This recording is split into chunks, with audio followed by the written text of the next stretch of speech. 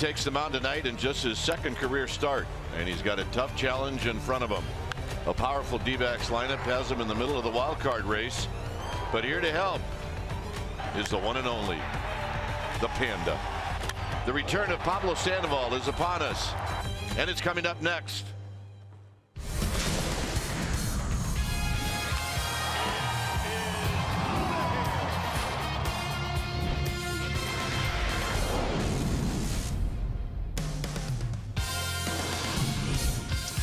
Back at AT&T Park for the Saturday night contest, and tonight it's between the Arizona Diamondbacks and your San Francisco Giants. Welcome to NBC Sports Bay Area, powered by Xfinity.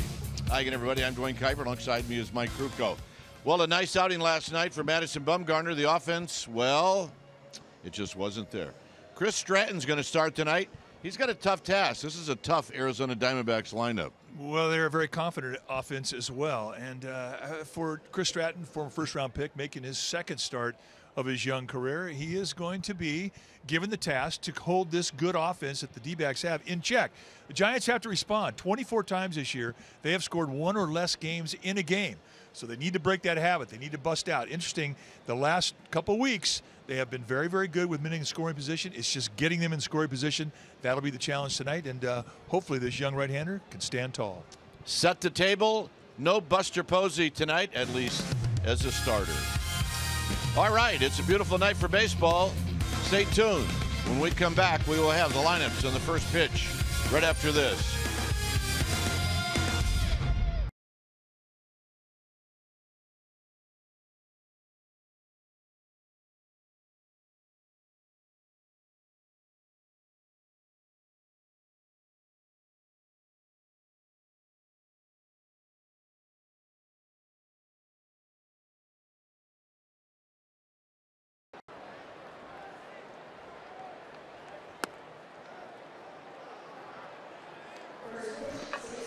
Well, back here at AT&T Park as David Peralta stands in with a count of 1 ball and no strikes. And here's Chris Stratton's next pitch, and it is a called strike. So glad you joined us. Hope you enjoyed the pregame ceremony as we get started this game a little late.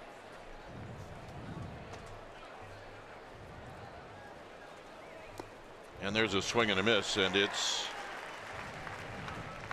a 1 ball and 2 strikes. The Panda. The Panda is at third. Like he never left. Yes, it is. You're exactly right. And this is going to be a little flip job down the left field line. And Peralta is going to have a bloop double. And the rest of the D-backs lineup brought to you by Southwest Airlines. You saw Peralta. Now it's Pollock, Lamb, and Goldschmidt. Look out for him, followed by Martinez, the local kid Descalzo, then Marte, Mathis, and Tawan Walker.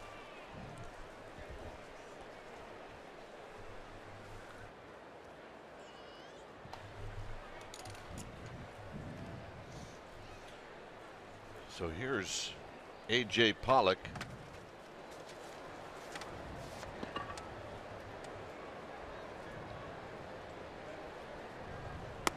Pollock takes a pitch high. He hit third in the lineup last night and went 1 for 3.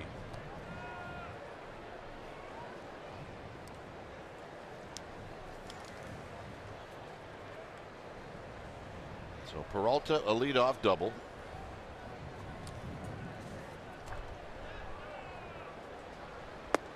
And it's low. On the hill tonight for the Giants will be the rookie right-hander Chris Stratton, former first-round pick in 2012 for San Francisco. When you take your at-bats against him, you're going to see a fastball that's low to mid 90s with velocity. He can two-seam, four-seam the fastball. He's got a curveball, slider, and a changeup.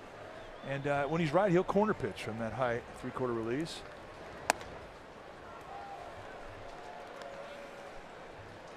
Stratton, 6'3", 190-pounder, 26 years of age. And he could not wait to get out on the field tonight. He led the charge out there. He stood out there in the mound for a while by himself before the rest of his team got out there. Yes, he did. Now he needs to throw a strike. And he doesn't. So Let's take a look at the defense that the Giants will employ tonight behind Chris Stratton, starting in the outfield from left to right. It'll be Parker, Span, and Pence. We'll welcome back Pablo Sandoval, who'll be on the left side of the infield with Brandon Crawford. Panic and Ryder Jones on the right side of the infield. Nick Hundley, he'll be in the squad, putting down the signs. So here's Lamb. Lamb hit down in the lineup last night. Went 0 for 3. 23 home runs, 85 runs batted in. With Peralta at second and Pollock at first.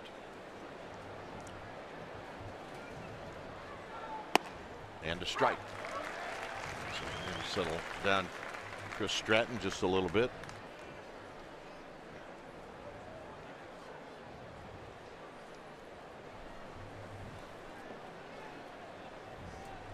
Goldschmidt to follow. Just underway here on a Saturday night. Out of play. It's 0-2. Good changeup. He's got a pretty good zone to work with tonight. Stratton going to work with Quinn Wolcott, the plate umpire. He's a low ball umpire. He's a good breaking ball umpire. And he gives corners on both sides of the plate down around the knees. Up around the belt, however, you will see a few weird looks go his way from the hitters. There is a little inconsistency at the belt. All in all, a good zone to pitch to. And a high fastball, and it's fouled off the backstop. Hey, they're ready. They got the Panda. Well, it may smell like mothballs, but hey, Pablo Sandoval, welcome back.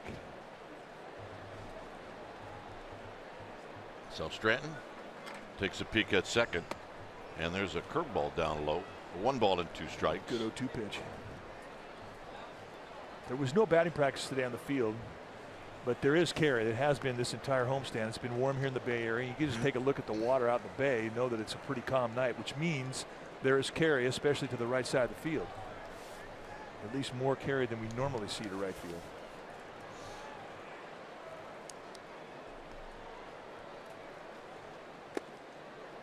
And it hit him.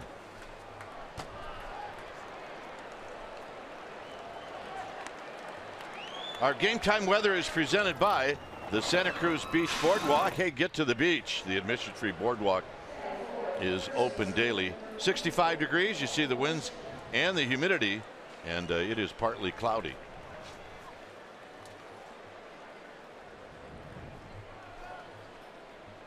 Right now, Chris Stratton thinking, what the heck's going on here?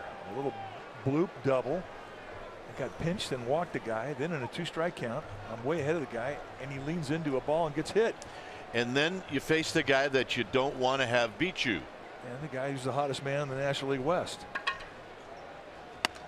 And he takes a high strike, and it's 0-1. And here's the slider, and watch the back leg just glance off the thigh of Jake Lamb. Now, I don't think Bruce Bochy's saying it didn't hit him. I'm saying he's saying it just didn't get out of the way. That's our X-Most, brought to you by your local Toyota dealer.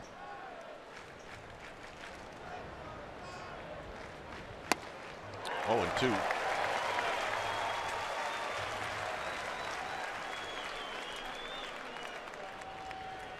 So Peralta at third, Pollock at second, Lamb is at first.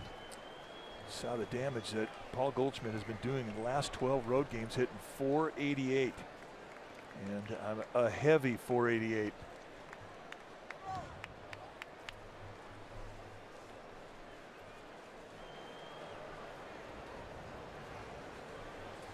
Overcast, so there's no issues with shadows.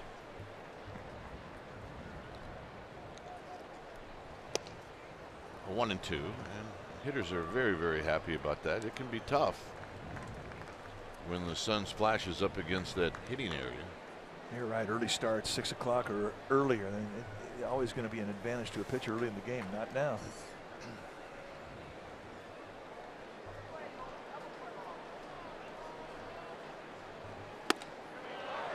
Two and 2. 95-mile-an-hour cut fastball. Just a bit outside. Good take and a 2-strike count from Goldschmidt. Gives you an idea of how well he's seen it right now. When guys are seeing it well, they don't chase out of the zone very often.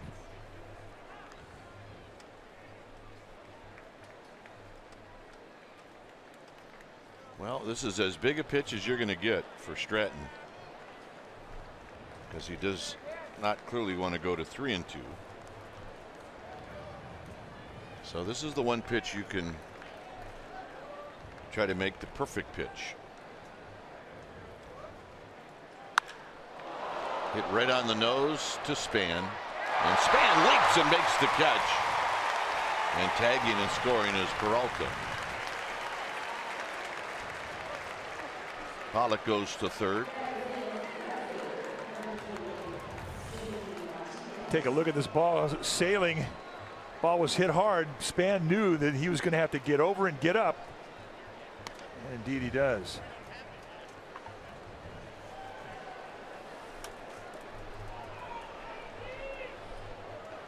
So here's J.D. Martinez. Martinez took an 0 for 4 yesterday with a couple of strikeouts.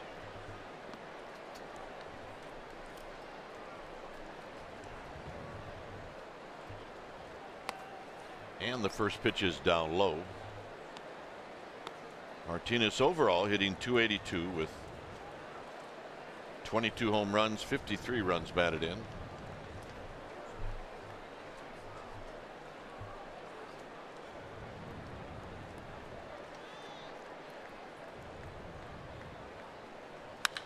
High and deep down the left field line.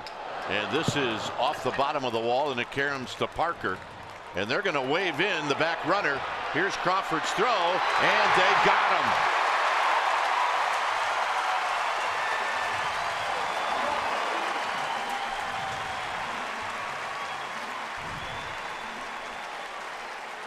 So the back runner was Lamb.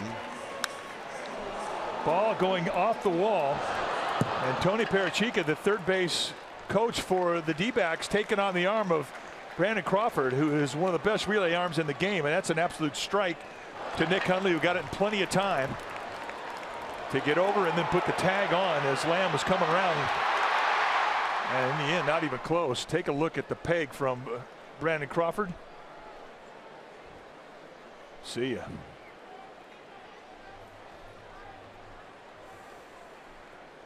So an RBI double for Martinez. He stands at second with 2 outs.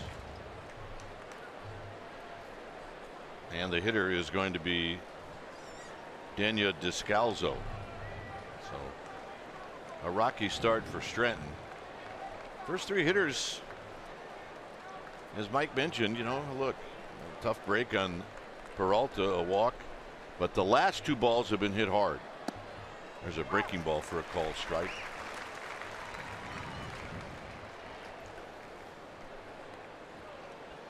Descalzo at .237 with 6 home runs, 38 runs batted in.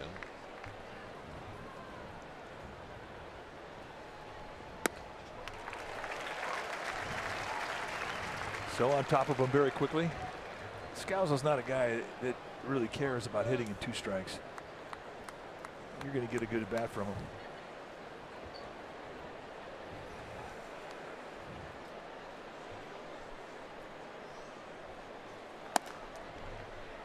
So that is pitch number 23, and it's high.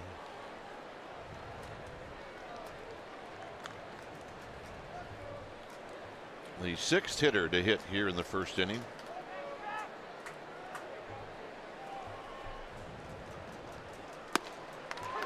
And that'll end the inning.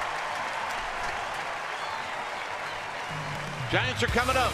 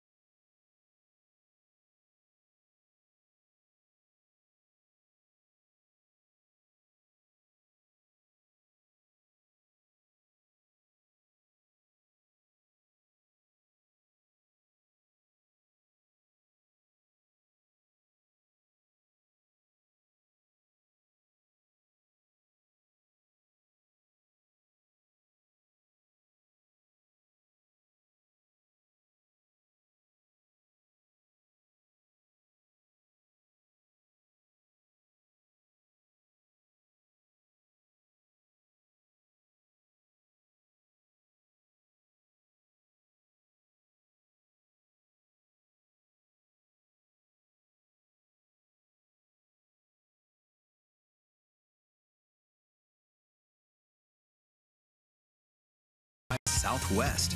Yes to low fares with nothing to hide. That's transparency. By State Farm. Combine auto and renters and see how much you can save. Talk to an agent today. By Jack in the Box.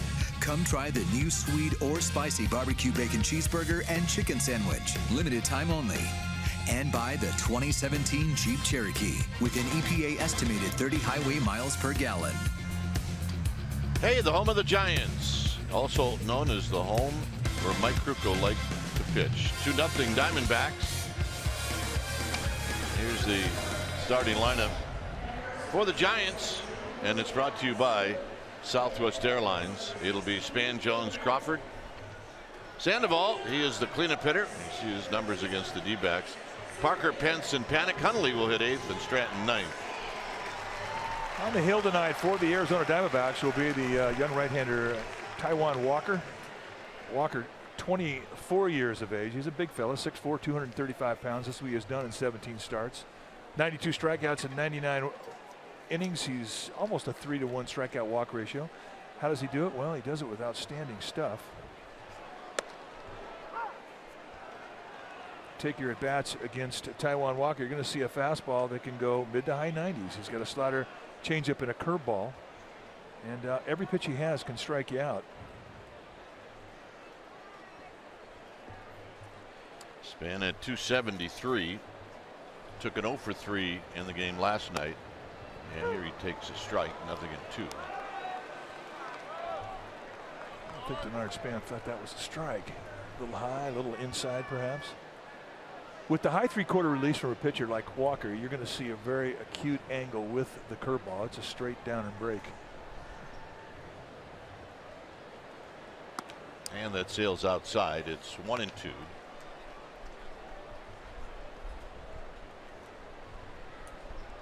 Ryder Jones and then Brandon Crawford. Remember, no Buster Posey tonight, at least for now. 2-2. Taijuan Walker wanted that one. You always see a young pitcher when he doesn't get a pitch that he thinks he should get, he'll look at his pitching coach. Walker looked very quickly into the D-backs dugout. Find Mike Butcher.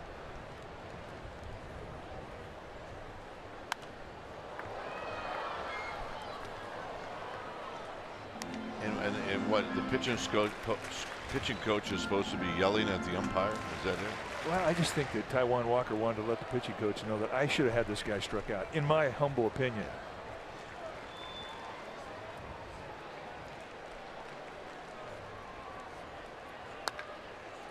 Pulled on the ground, foul. Darren Quigley, our ball dude down the third base side. Well, happy birthday. All I want for my 22 is a Giants W. And there's that's his mom. There's his mom, Sue Tavallero. All right, Sue, game of day. Let's take a look at the Diamondbacks defensively, starting their outfield from left to right. It'll be Peralta, Pollock, and J.D. Martinez. Marte and Lamb on the left side of the infield. Descalzo and Goldschmidt on the right side. Jeff Mathis, he'll be in the squad, putting down the signs.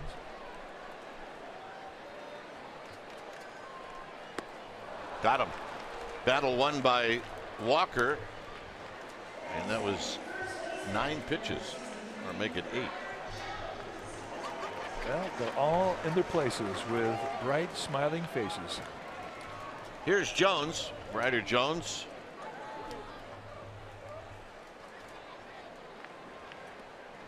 Took an 0 for 3 yesterday.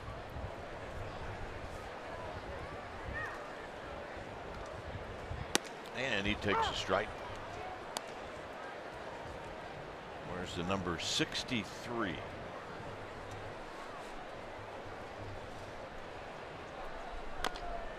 I'm thinking nowadays, especially here with the Giants, you got to earn that low number. Well, it yeah, ain't going to be handed out. But 63, I mean, that's stylish. Taijuan Walker, 99. I can't do it. Sorry. And I'm playing offensive line. I'm in. Well, 63. That is a guard's number.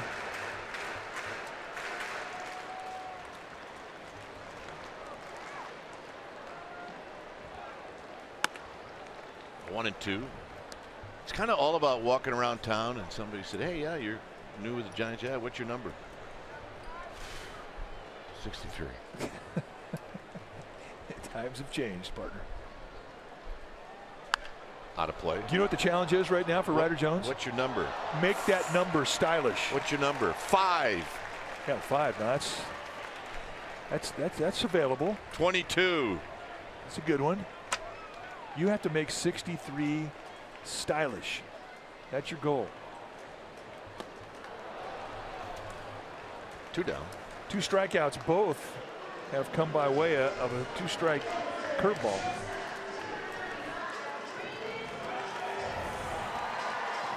All right, let's take a look. We got some talent in the stands tonight. Oh, yeah. Gamer babe. Sweet spot. Yeah. It's a player. Never even blinked an eye. Got a bit. Like 4 guys jumped for that. She had it all the way.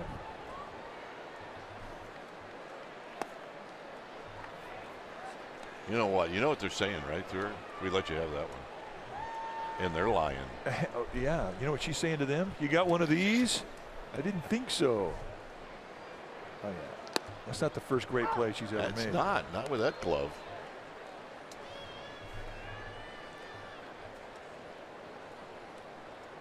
You know what? I'm thinking she's going to get another one. So is she. I hope she does. That's wrapped off of Crawford's foot. It's 1-2.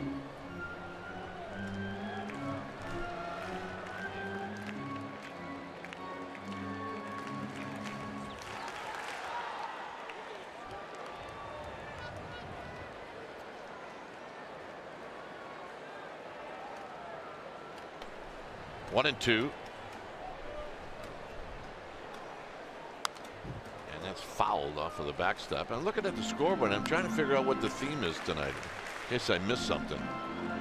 Because they've got the picture of Crawford up there. It's called Grandin of the Jungle. So that was a movie in '97. Was that it? Well, George of the Jungle. I got you. So there you go. By the way, if you were paying attention and we weren't, Walker just struck out the side.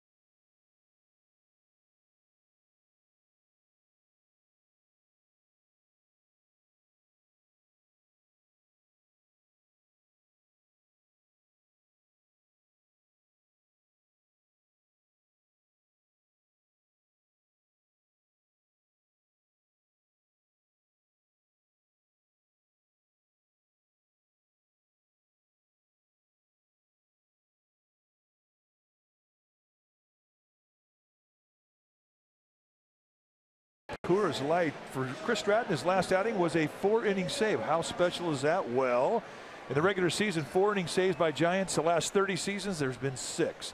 Atlee Hammaker, Mark Thurman, Rick Russell, Rafael Navoa, and Brad Hennessy. Chris Stratton joined the crowd. That's our cold hard facts brought to you by Clean Crisp Coors Light.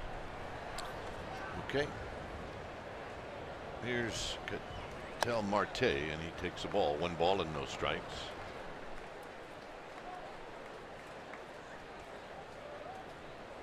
Marte hitting at 242. He's got a little pop in his bat. He only has 4 home runs, but Bob Brindley, the color analyst for the Diamondbacks, said he hit one that almost went over the pavilion in left field, right-handed in Los Angeles. Well, he strokes that one, and he may go for 2. And he's thinking about it, and the throw is a bit offline, and it's a double. Let's check in with Amy G. All right, gentlemen, a lot happening today. Let's get folks at home up to speed on the roster moves. Pablo Sandoval's contract was purchased today. He is here in the starting lineup. Brandon Belt was placed on the 7-day concussion disabled list. George Contos awarded to the Pirates on a waivers claim.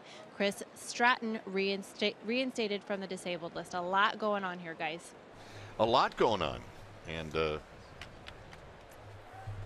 we're hoping that Mr. Belt is going to get over this fast. Here's Mathis, who swings and misses. And look, take your time. That's the whole point. Do not make this something that is going to turn out to be worse.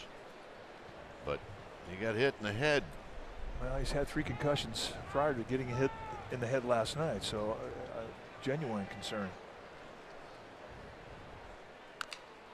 It was an emotional day in the Giants clubhouse as the Giants said goodbye to George Contos, who's on his way to Pittsburgh.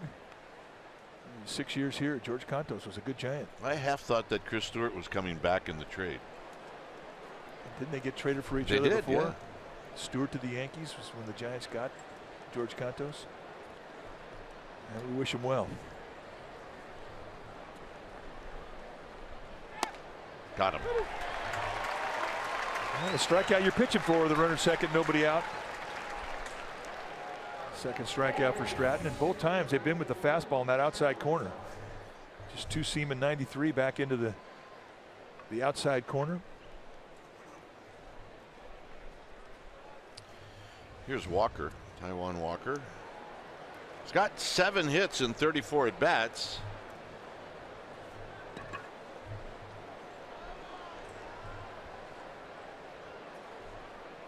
Swing and a miss.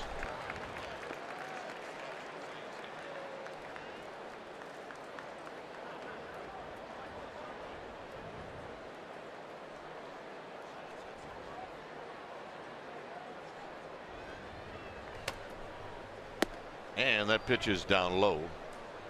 1 ball and 1 strike. Hey, viva les Expos. The old Montreal Expos uni.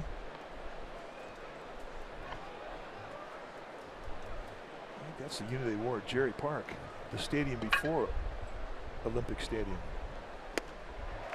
Good curveball, 1 and 2. I missed that one. Well, if I was you, I wouldn't feel that bad about it. Don't feel that bad about it. I really didn't particularly like the other one. Well, it was an upgrade from Jerry Park. Park Shadi.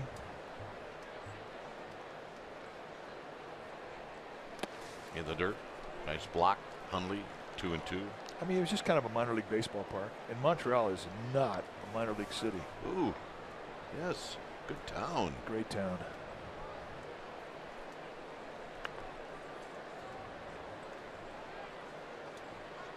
Sign the seeds. 2 balls and 2 strikes. How many times did we hear that? And he got him. Our clubhouse, Mike Murphy, signed the seeds. Customs.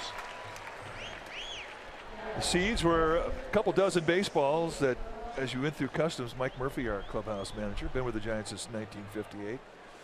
He would conveniently hand those out to the customs agents to expedite our travel. All it did was it moved everything along a little quicker. That's all. So in Montreal, Murph will be walking around the clubhouse going, "Sign the seeds, will you? Will you sign the seeds?" Sign the seeds. Hundley's going to go out and talk to Stratton about what he may want to throw.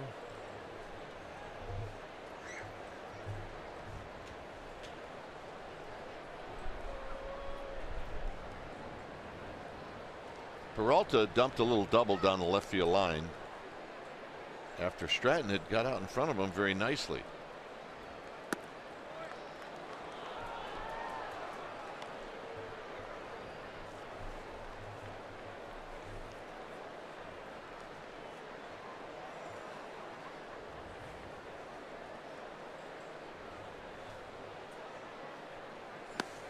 Nope, same spot. Maybe a little better. 2-0.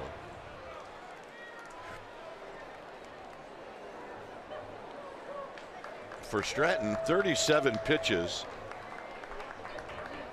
with 2 outs here in the second.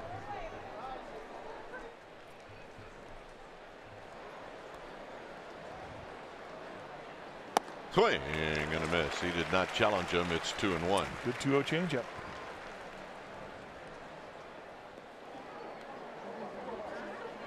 I think Grandpa's pretty happy. Yeah, I agree with you. That's about as happy as a grandpa can be. The old coach. 2 balls and a strike. Hit down the left field line. Parker on the move. Still on the move, and he makes the catch. And it was in fair territory, and it saves a run. Great play, Jared Parker. Take a look at it. Yes, indeed. It remains 2-0.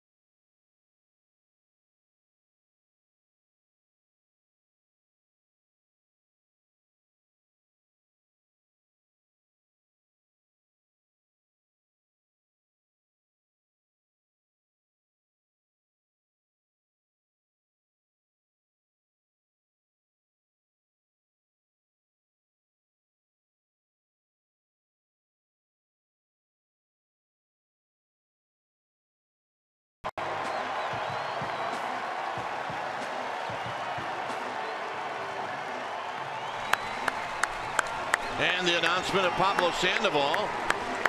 And we hear a few boos, but not many. As many people cheering for the Panda as he comes back.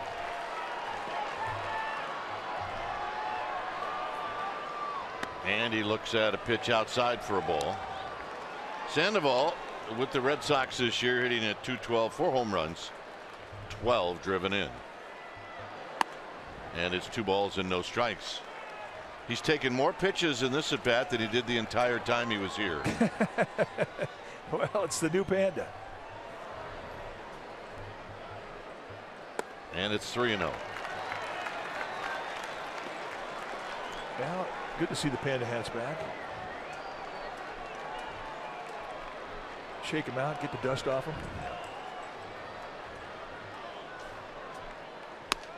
Right there for a strike. 3-1.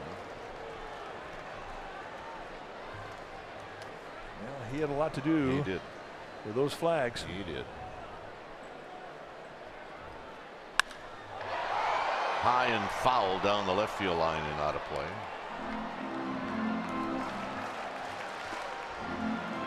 Yeah, he brought his glove, got a ball, just like his dad told him.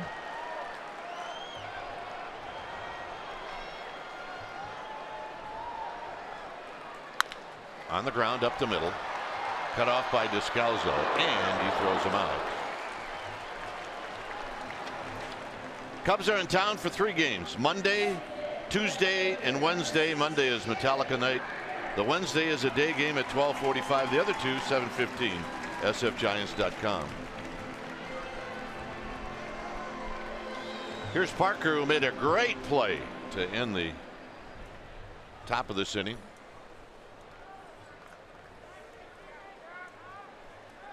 with Hunter Pence to follow.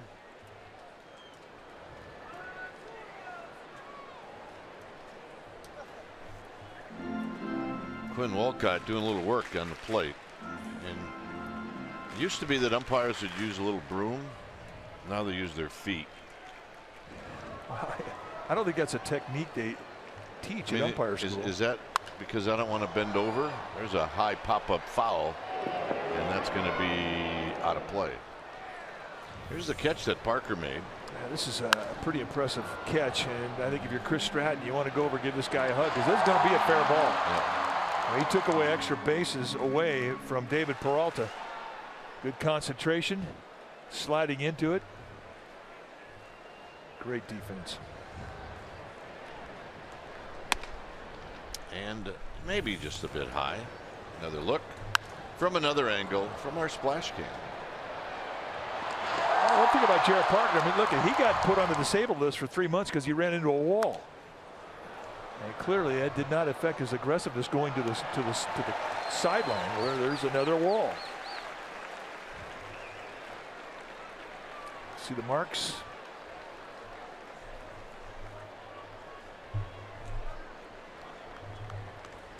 One and two. Got him, tied him up. 93. Talked about the injury that Parker had. He's going back on a ball in left field. He dove up and caught his elbow, or his shoulder rather, and broke his clavicle. You can see the agony immediately. And he made the play, and then he could go no farther. Yep. Here's Pence.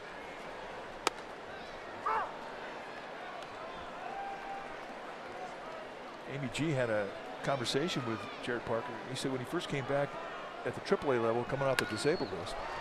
Slowly hit to Marte, and that'll end the inning. First night he had 3 wall plays. Yeah, I know. All right, it's 2-0. We'll be back.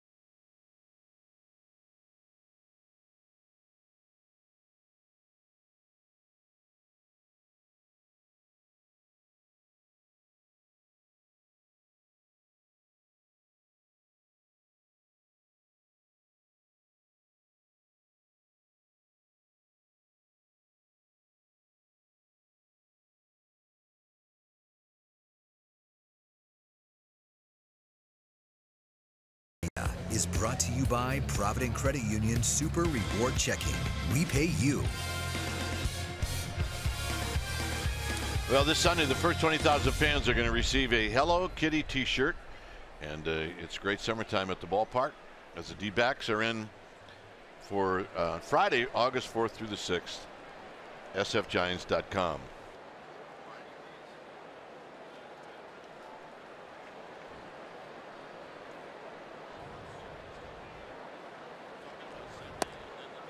First pitch curveball, and a good one from Stratton as he opens it up with A.J. Pollock, who walked in the first inning and scored.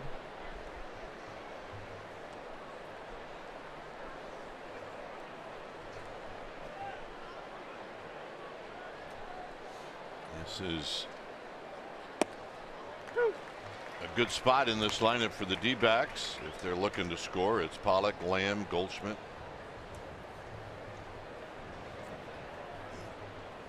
Well, all three guys having good years. Pollock has spent some DL time. Pollock's really a quality player. He just has had a hard time staying healthy. All-star, Gold Glover. Well, they need him healthy from here on out. More action in the Cove, or at least these folks headed to the Cove. It's a good group out there. They look happy. Tap slowly, foul. Well, you can now stream the Giants on the go on NBC Sports app, BayArea.com, and the NBC Sports app presented by Honda. Remember last year, right at the end of spring training, A.J. Pollock had a horrific injury where it cost him almost the whole season. And this year, he was on the DL for a groin strain.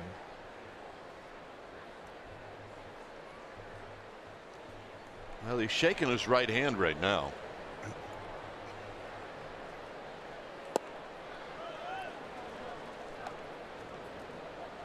Now he's blowing in it.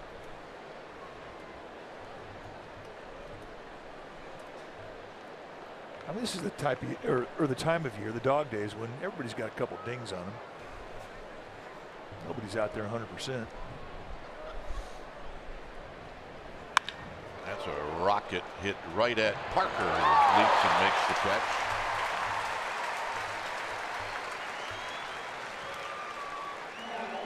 Here's Lamb. Lamb in that first inning got hit on the thigh.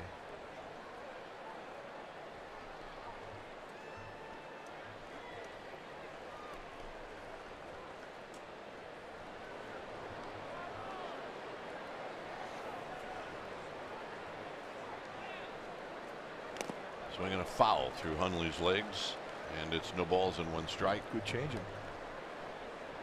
Stratton's got all of his tools. I mean, everything he's got, he's been able to throw over for strikes. He's moved it around in and out. Imagine now after 46 pitches, he's got all that adrenaline worn off. Hunter Pence in right field. 2 outs. Here's Goldschmidt.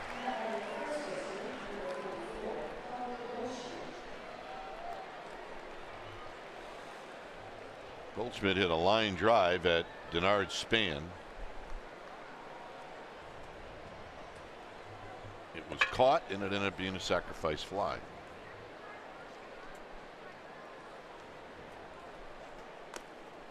First pitch down low. 1 ball and no strikes. Yeah, with the cards. They hand out cards tonight.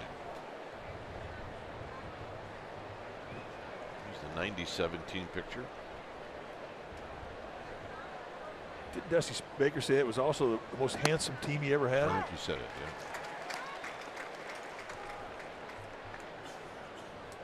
Strong bunch. A lot of fun there. Western Division champs.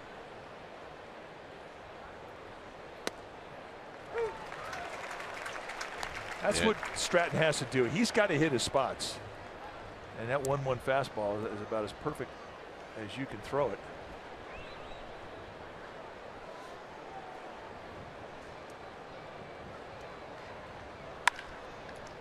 On the ground to Crawford, and Crawford will have plenty of time, and that'll end the inning.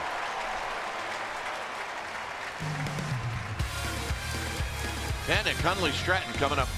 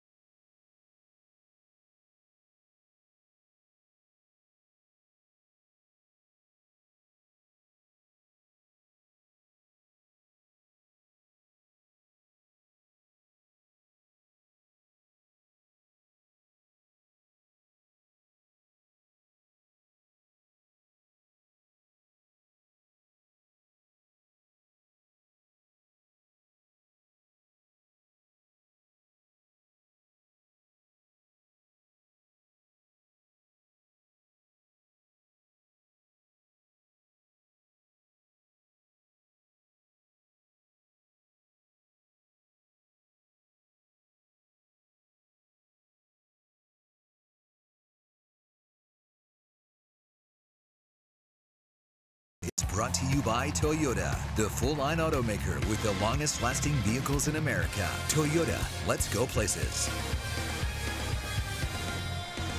It's a 2-0 lead for the Diamondbacks. They scored 2 in the first. Giants against Taijuan Walker have not had a hit, and they have not had a base runner. As Joe Panik steps up, hitting .263, and he looks at a strike. Joe Panik 1 for 8 in his career against Walker.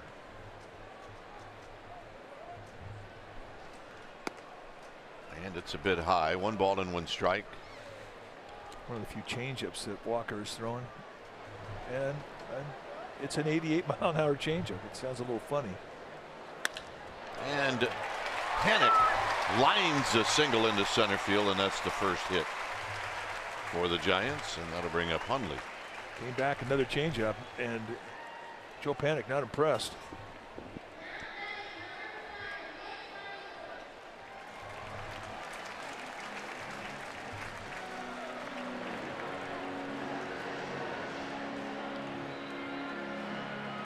So here's Hundley.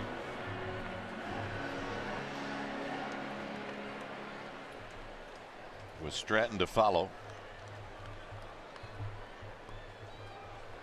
Hundley done a nice job as the second catcher on this team, hitting .260, 5 home runs, 19 driven in. And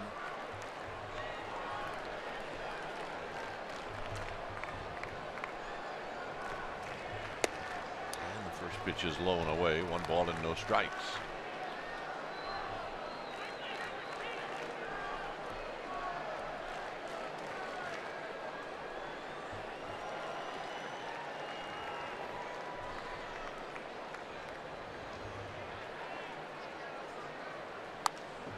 Fouled off the backstop.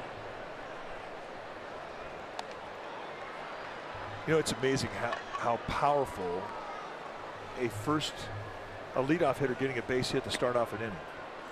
I mean, it uplifts everybody in the dugout. I don't think like it's a big deal. It is. It's a big deal, especially when you're down a couple runs.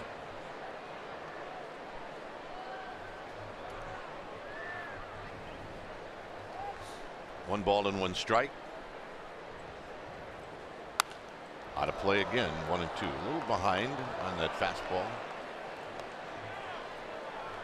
Well, Taijuan Walker's fastball can be a little sneaky. As we mentioned, he can go mid to high 90s with it. I mean, that's big velocity, but it can also get on you quick too because of the high 3/4 release.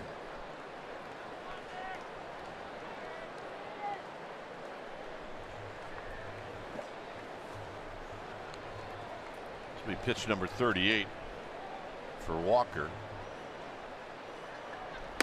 Outside, 2 and 2. So a pitch, not one that Hundley really had to think about. 2 balls and 2 strikes.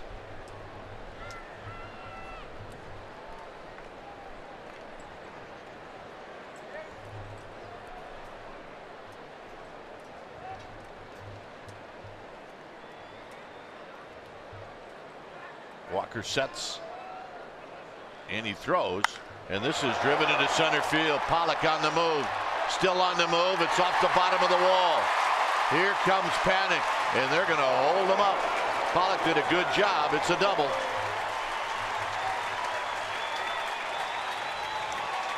Nice 2-strike at bat from Nick Hundley. And now that momentum in the Giants dugout gets a little louder, get a little bit bigger. And take a look at the hanging breaking ball. 85 just lays out there up right around the belt. And not even Pollock, who's got great range, going back on a ball. Good catch it, and the good play that you're talking about. I mean, the way that he got to it and got it back quickly to his middle infielder, that prevented Panik from scoring. So here's Chris Stratton, who's 0 for 1. You might see a safety squeeze here.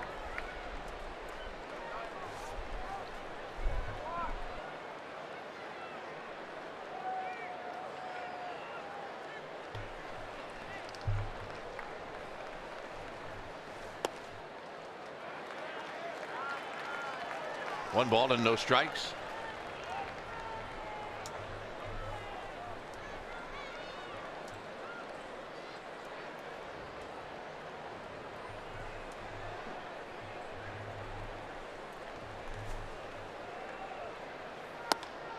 2-0.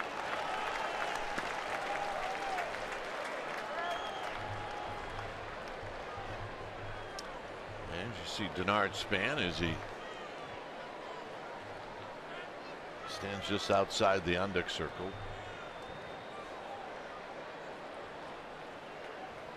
Now, nobody really stands on the on-deck circle. It's kind of where they just dump the stuff.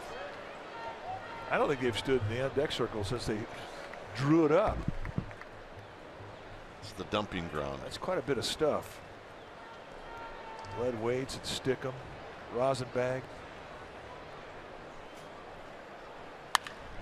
On the ground, and Goldschmidt will make the play. Good at bat.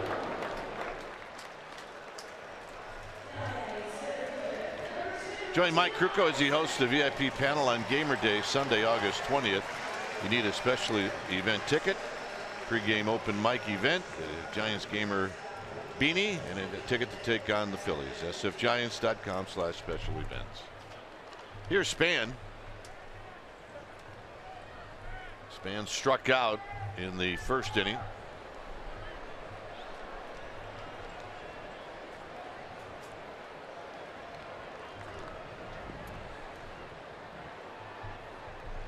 Up to Span to put the ball in play. They're going to give the Giants a run. And there's a pitch high. 1 ball and no strikes.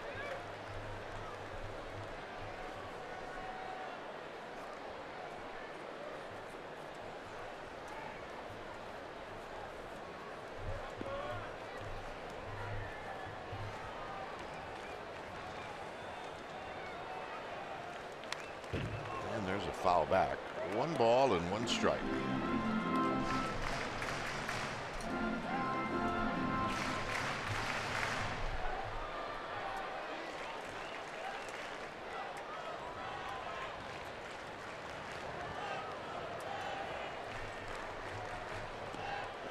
Ryder Jones watching from the on-deck circle. At third is Panic. At second is Hundley. And this is skied into shallow left field. Peralta's going to catch. Panic is going to bluff. And now it'll take a hit. Now, Peralta doesn't have a great arm, but he was so shallow when he got the ball. I mean, there's just no reason to take the risk.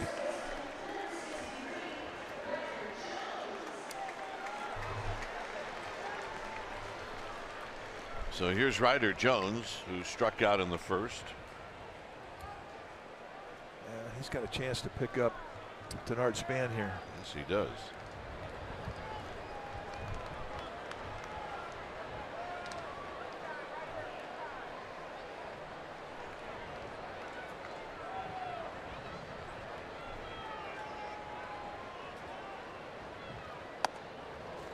One ball and no strikes on a pitch up and in.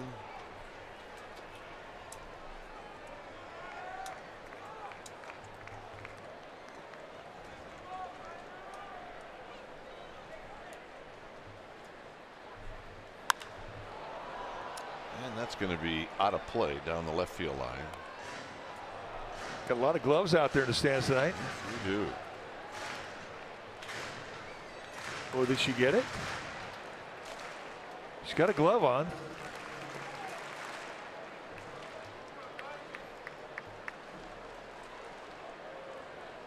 Oh, maybe that was a phone in her hand. Could have been. 1 ball and 1 strike. 1 and 2.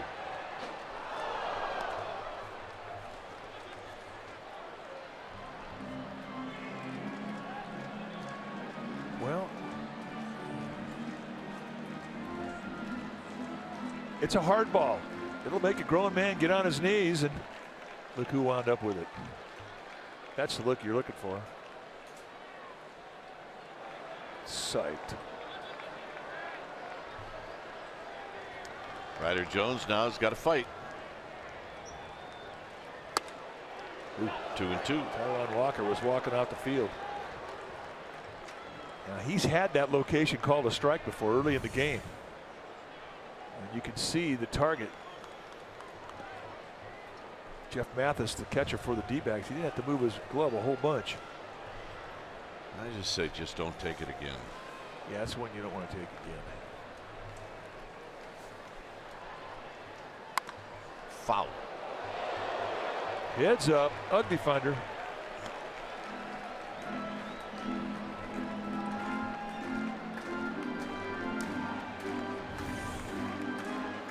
All right, who is it seeking? I think it may have. Yeah, got somebody. 2-2. Is that Eugenio Velez? It's right in that area. Except in another town and another day. All right, Jeff Mathis wants to talk about it. They may be changing signs. When you see a middle infielder get called in, as Marte has been called in, they may be changing signs, thinking that maybe Nick Hundley is relaying a location or pitch. Yep, got him.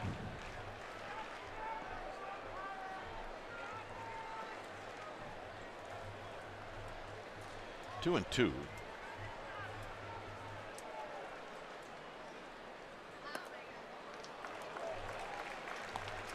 Now, don't expect a challenge fastball here. I mean, you got to be able to defend it, but with an open base right here, Taijuan Walker, he can throw whatever he wants. Guy that got hit in the D-backs dugout was Mark Reed, the bullpen catcher. Popped up. And that'll end the inning. 2-0 D-backs.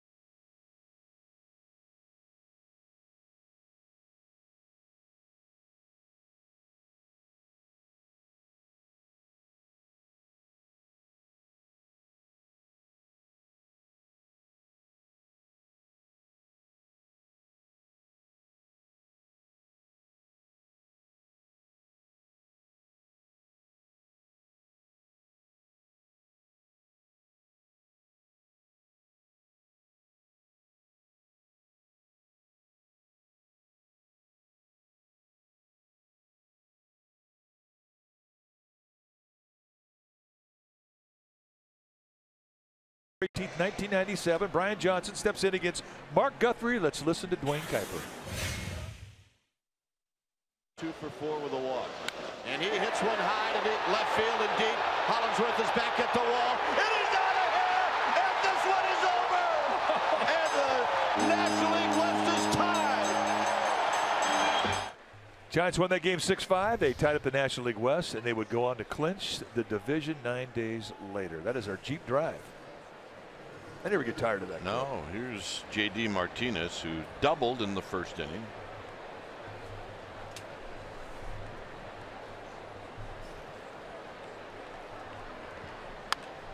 And a late swing and a foul. Everybody all right? Yeah, we're good. He's a plumber.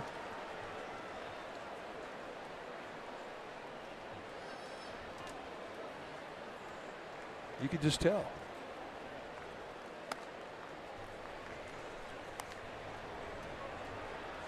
One ball and one strike.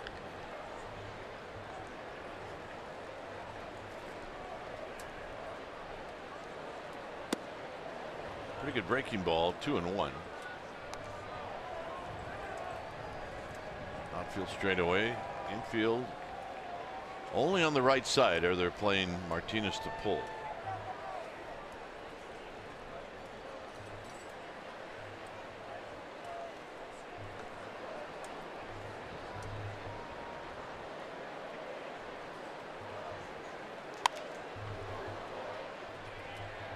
Jones will give chase, but he is going to definitely run out of room. Yep, needs a ticket. He's going to make a play on that one. He had it. It was so close. I had it. I had it. I had it. If he'd have brought a glove, Mike. Oh yeah, he'd have been a hero. Tap foul. It remains 2-2.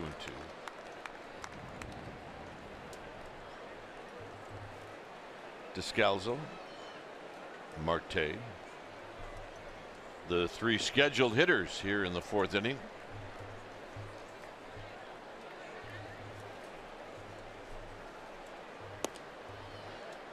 And now a full count. Well, I think they got married out there. They did. On the ground to short. Crawford, a crow hop and a throw. Let's check in with Amy G. Amy. All right, guys, we came back from break with that home run, and here's the man who hit it, Brian Johnson, joining us. And will you just give us some insight as to what the vibe was like going into that 2-game series down to the Dodgers? Oh yeah, we had not been playing great baseball at that point. We were starting to get some momentum, and we really needed something to get us over the hump. And playing against the Dodgers was that. Playing against the Dodgers was easy to get up for those games, even though we'd already played 140 some odd games already. So we were ready to go, and the Dodgers and the fans, we had a full house for both those games. So it was real easy to get up for those and play well. Two-part question. Can you believe it's been 20 years? And you've had 20 years to live with this fabulous moment of being a hero. What is that like to have that moment with you always? 20 years, no. It does not seem like it's been that long. And but it's pretty neat to have all the guys here again. But you know, the home run, I'm sure people are getting sick and tired of seeing the home run and my arms raised, and all the guys have been teasing me about raising my arms here. But I hope people don't get sick of it. It was a special time for me personally, and I'm grateful that people think of it in a positive way, and they think of us and that team in a positive way, and that's special because it could be a whole lot worse. You said some moving things before the game, especially about that year being healing for fans and baseball after that strike. What was the vibe like in the city when you guys were able to win the West and the team hadn't gone to the postseason since '89? How did the city embrace you? I think it was unique. I don't remember any time. I grew up in the Bay Area, as did you, but I don't remember a time in the Bay Area when everybody became a Giants fan. That's, I think, the personality of the team. Because of the strike and because everybody was angry at players for a while, this was a team and a city and a series against the Dodgers and a season where people were like, hey, I really like baseball again. And not only that, all these guys are really interesting and they're fun to watch. Yeah, a lot of healing, and nobody will ever get tired of watching that home run. Brian Johnson, right. Thank you. Dwayne and Mike, let's get it back to you. All right, and he was a joy when he joined that team, and they really needed him. He hasn't aged a lick. No, he's the same. Here's Marte, and he bluffs a bunt, and he takes high and away. 2-0.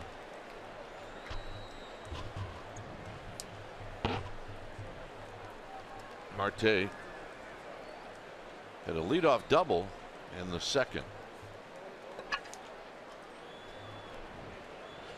So he's got count leverage here, and he takes a strike. It's 2-1. We were talking about the power he had. He almost hit one over the pavilion in left field in LA right-handed. He hit one over the bullpen left-handed in Cincinnati. So right away he raised some eyebrows. Hasn't been up here long, but he's impressed. Chris Owens had a broken finger. He got put on the DL. And Marte, they brought him up from AAA and said, all right, you're the guy. And he's done very well.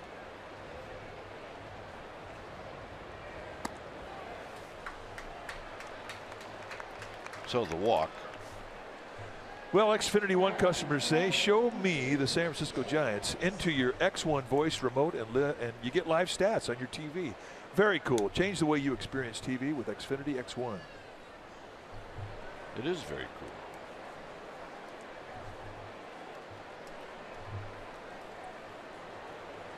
Jeff Mathis. Mathis, who struck out looking, takes a strike.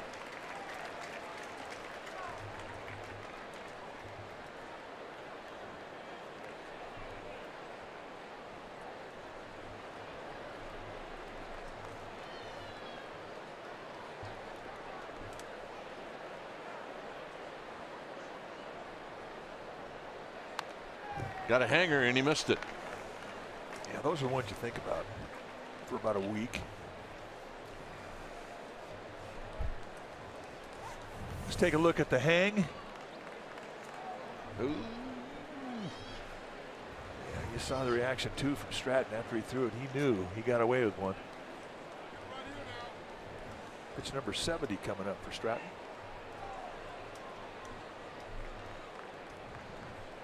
Be 60 or less after the 4th inning is over, so he's a little high. Had to use a lot of throws in that 1st inning.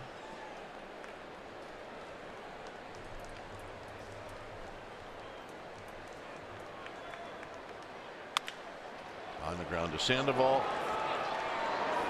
Side retired. For the Giants, it'll be Crawford, Sandoval, and Parker. It's 2-0 D-backs.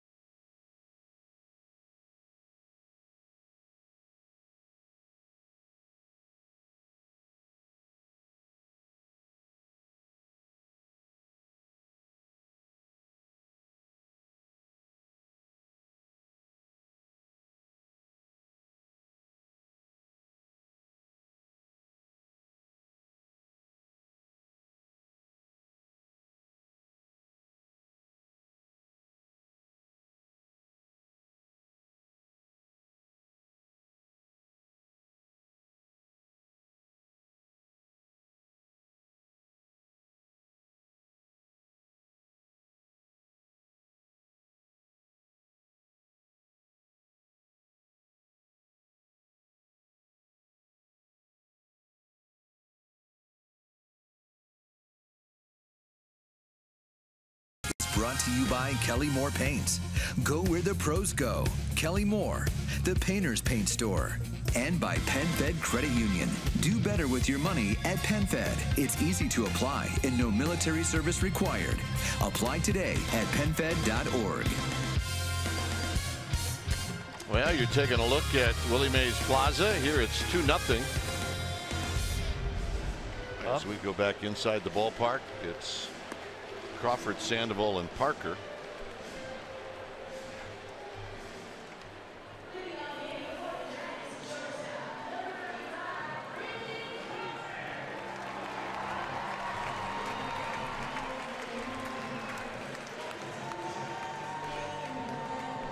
Crawford in his only at bat, which came in the 1st inning, he struck out.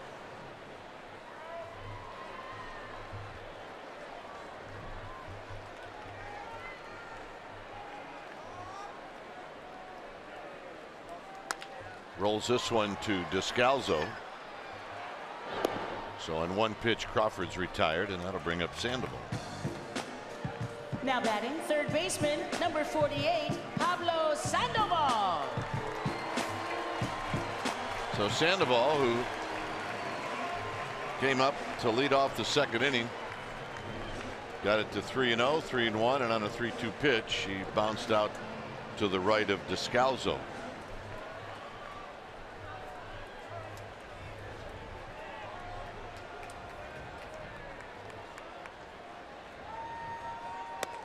Takes outside for a ball. Staying on the outside corner for the most part with hard stuff. down the left field line and out of play. Let's see if Sandoval, remember he had that routine where he did this and that and the other thing, and it doesn't look like he's got it anymore. Yeah, he's candid. 1-2. Well, it's a different Panda. He went through a couple of tough years in Boston, and it will definitely change you.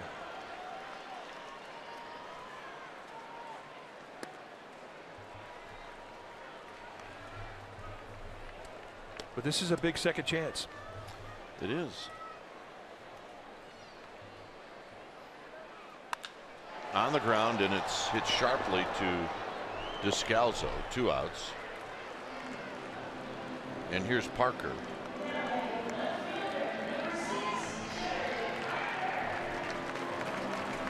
Parker struck out in the second. Giants had an opportunity at second and third with nobody out in the third, and they could not come up with. They needed a ground ball to shorter second. They needed a fly ball. And they didn't get it done as Parker takes low and in 1-0.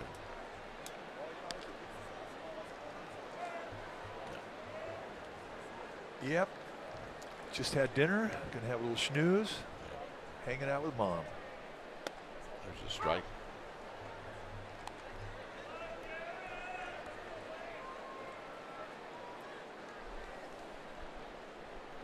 That's about as happy could be.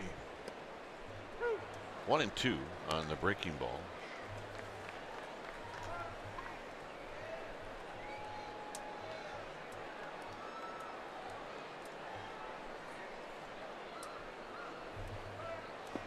Down low. Parker either trying to hit the ball out of the park or get on for Hunter Pence. Only 5 hits in the game. And it stays at 2-2. 95 on that fastball. It's a good one. Hey, the organic coup, America's first USDA certified organic fast food, and folks, it is fantastic. We give you 2 thumbs up on that one.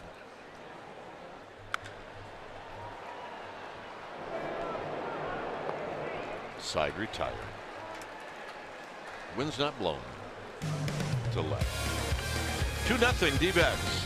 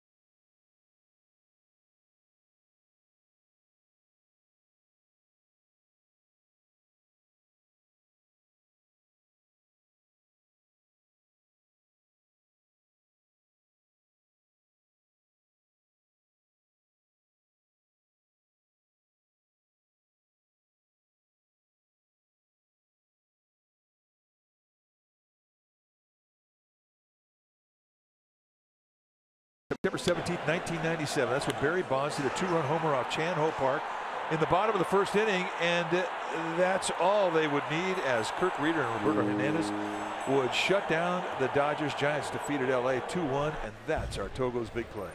That was the final. Yeah. Remember what? What's the writer's name in the LA Times? Plaschke? Bill Plaschke. This was maybe 5 or 6 years ago, before the Dodgers started winning the West. The story was based on that pirouette that Bonds did, set the Dodger organization back 10 years or 20 years or whatever it was, because they didn't retaliate. Said Bonds needed to be knocked down and at least, you know, knock him to the seat of his pants, as this is a little flare that's going to fall in for a hit.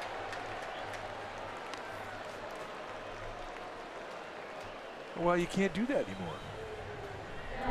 Well, yeah, you can, but you can't make it obvious, that's all. Bumgarner did it last night. Well, it did make it obvious. So here's Peralta. Peralta is doubled and he's lined out to left.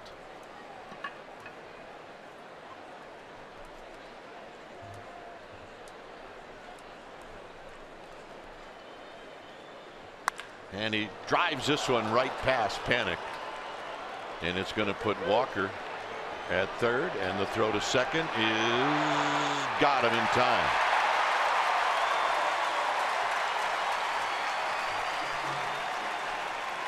So a nice throw from Denard Span, and a nice play on the backside of it from Crawford to get the one hop and put the tag on.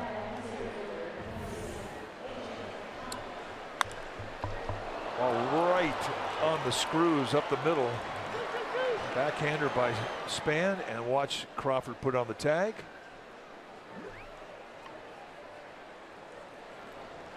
I mean, it doesn't look that easy putting a tag on anymore. A lot of things going on. Yep. Here's Pollock. Now the Giants will pull the infield in. Pollock has walked and he's lined out to left. And he takes a strike.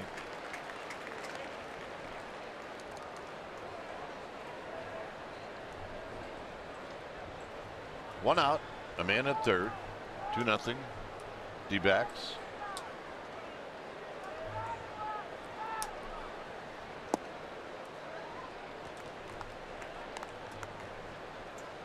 Oh yeah, all day sucker. Those are not that easy to eat. A match going. Uh-oh, easy. Watch the teeth. Hey, we got you too. We caught you. We're telling Mom. 1 ball and 1 strike. Slowly hit to Sandoval. Charging and throwing, and he throws it down the right field line. Coming in to score is Walker. And it'll be an error on Sandoval. Well, that's a big hurt right there, down 2-0. I mean, that was going to be an out that they were going to get that was not going to be a productive out. A nice pitch by Stratton really jams A.J. Pollock. Watches it into the glove. Everything's under control here, and just swings one. And Ryder Jones not able to pick him up. So here's Lamb.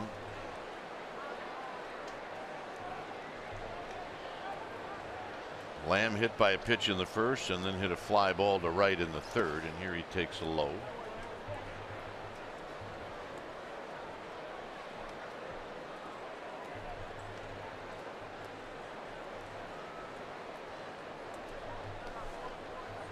So 1 ball and no strikes to Jake Lamb.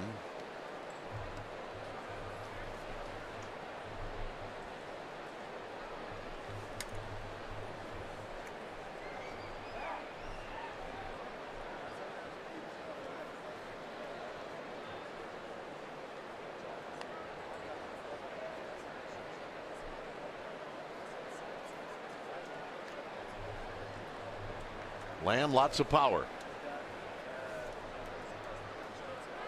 And a pickoff play, and it's not in time, or maybe in time, just not in a spot where Crawford could get the glove down in time.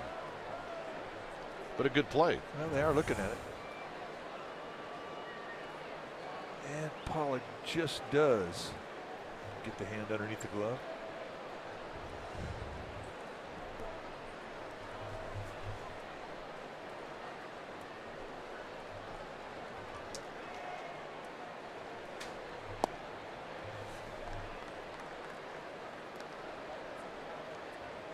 That last pitch, number 80 for Stratton. He stretched out. I mean, he's got 110 pitches in his arm. Pitch count really not an issue right now. We're trying to minimize the damage here.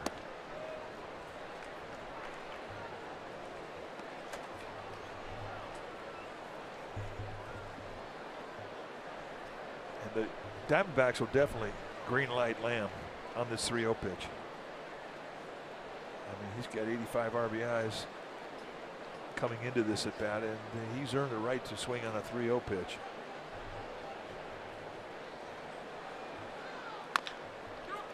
He's going to roll it. Foul. Jones couldn't get to it in time, so it's 3 balls and 1 strike.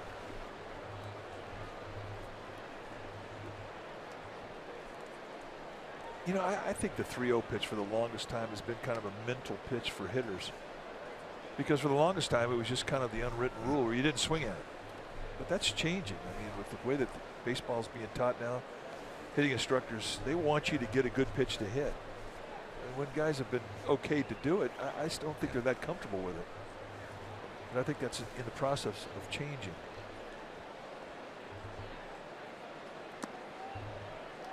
So the walk, and here's Goldschmidt.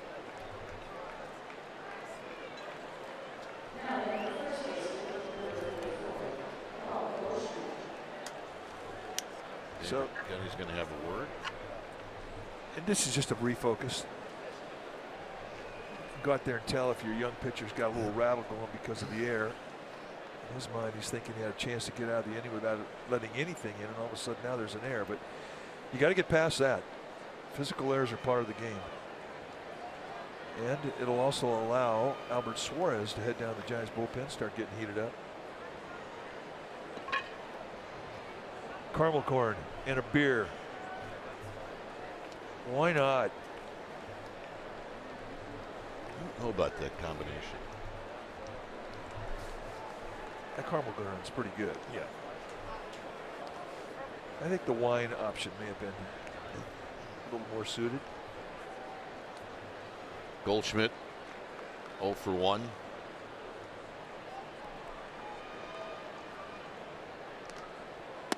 And a strike, and it's 0-1. Stratton pitching for the ground ball, looking for a double play to get out of Dodge. Like, I think you could come to this park and eat at a different place for a homestand and not be disappointed one time. Oh, I 100% agree. Swing and a miss, nothing in 2. You know, I'm going by the one true food critic, baseball park food critic that I totally trust. That's my wife.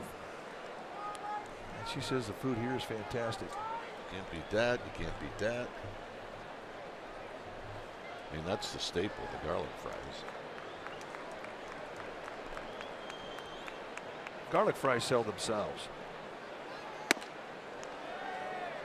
French fries, garlic, seriously. Yeah, I know. I mean, that alone right there, you could go to that place every day for a month. Ghirardelli's, get a sundae? Absolutely you could.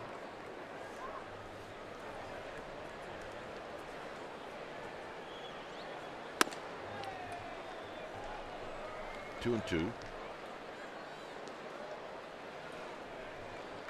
See what Goldschmidt has done in this ballpark in his career. A lot of those home runs came off of Tim Lincecum. Maybe all of them. Well, it just seems like it. You're talking about getting instant credibility coming up to the big leagues as he did. Goldschmidt's not going to buy it.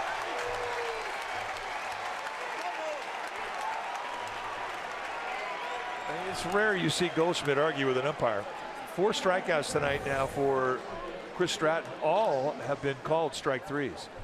And you can see why Goldschmidt a little upset about it. That's a bad call. Yeah, that's a wide strike. Here's J.D. Martinez. Look, sir. And that's probably what he said. I'm telling you right now that I know you never, rarely, however, make any mistakes. You did, sir, that time. Sir. And then under your breath, you can say all the other things. Yeah.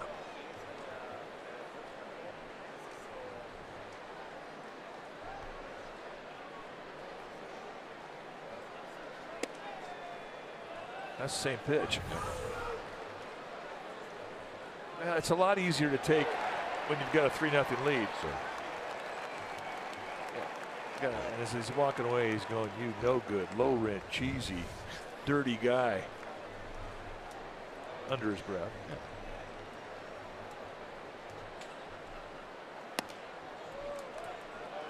And I mean, all three of the pitches that Stratton has thrown could have been called as strikes in this sequence.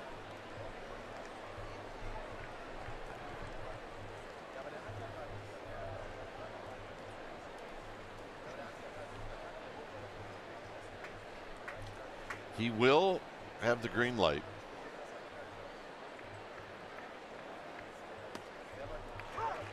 And it's 3-1.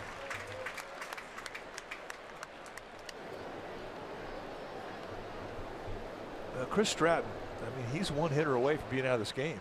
So this is where he needs to dig deep.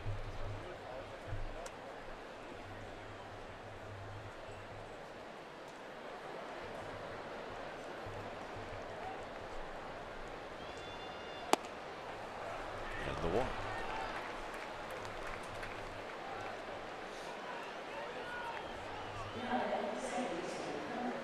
Yeah, the skipper's going to give him one more. Take a look at the pitch location. I mean, three of those could have been called a strike. So it goes. Descalzo is 0 for 2.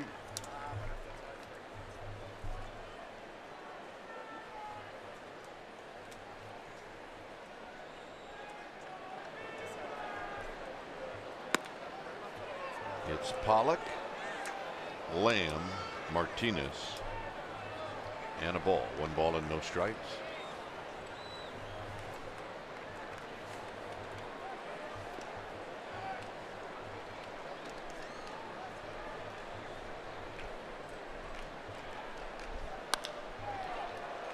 Out to Parker. And that'll end the inning.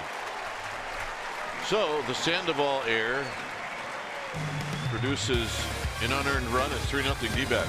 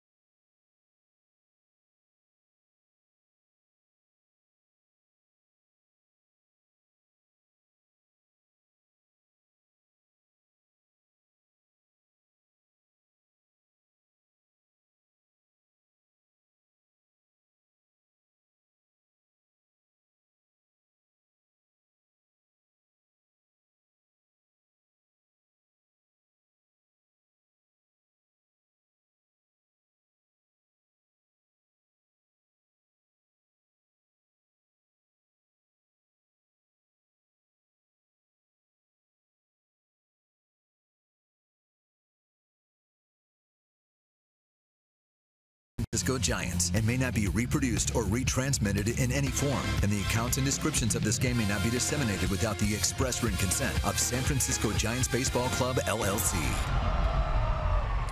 Thursday, August 31st, it's the Giants and Cardinals. It's also Italian Heritage Night presented by Gelati Construction. You need a special ticket to get the Italian Lucille bobblehead. sfgiants.com/special events.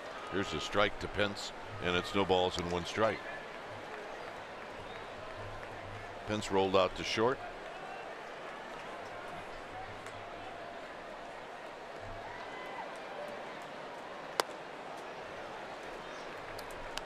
Panic.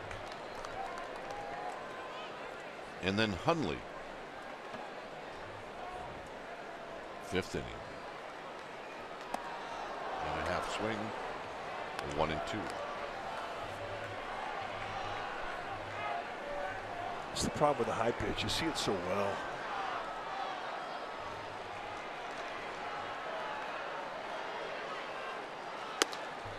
By the way, I like the black SF jerseys. The tops. Yeah, they're very cool.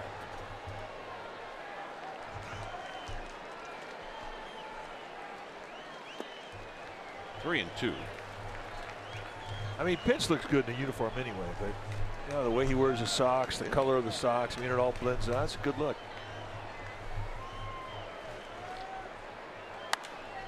Out of play.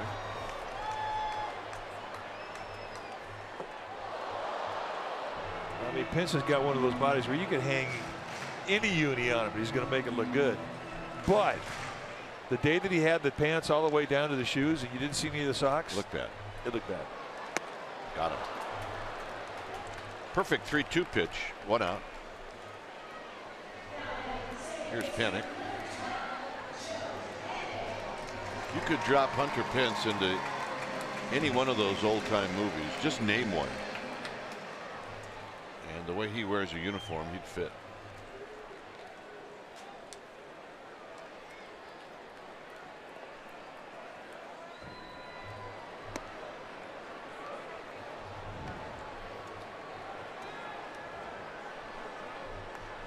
Panic, who singled in the third. He has one of the 2 hits for the Giants.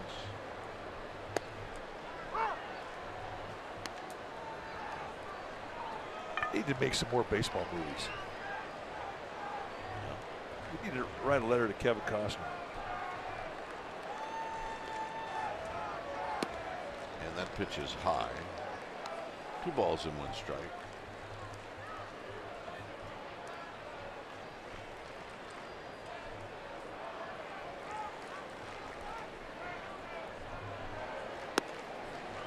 Three and 1.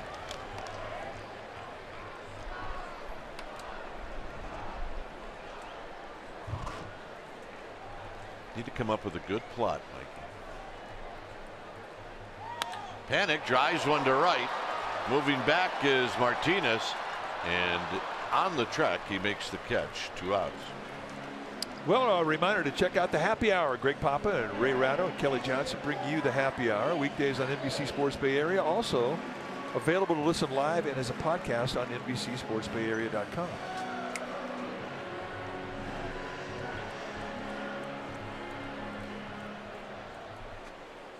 Here's Hundley, who doubled in the third.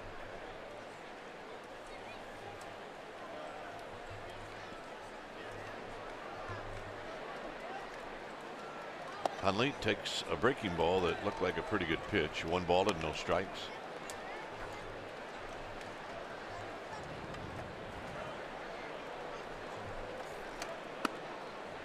And Walker has no problems coming back and just nailing the next pitch for a strike. Yeah, maybe Nick Hundley was sitting on that same breaking ball that he hit off the wall in center field in a 2-strike count. Yeah, I think you're still looking for that breaking ball. So you guess wrong. Now you adjust to the 2-strike count.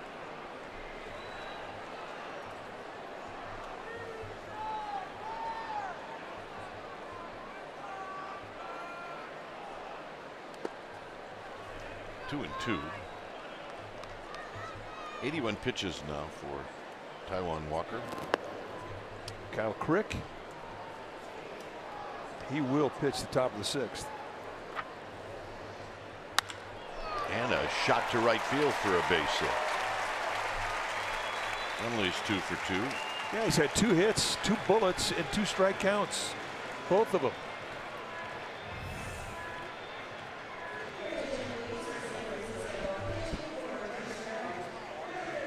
Outside pitch, go with the location. Head stays down. Nice top hand throw.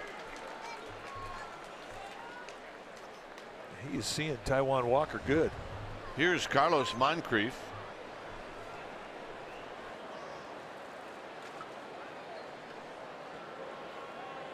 His pitching coach comes out. Mike Butcher.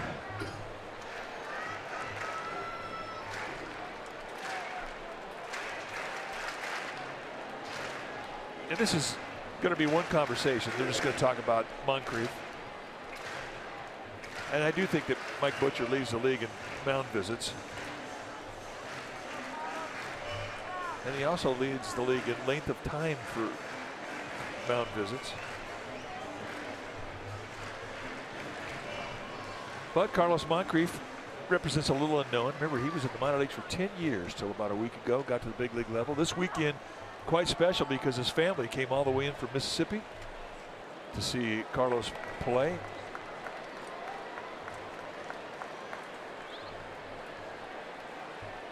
He's 3 for 6. 1 ball and no strikes. With Denard Span on deck.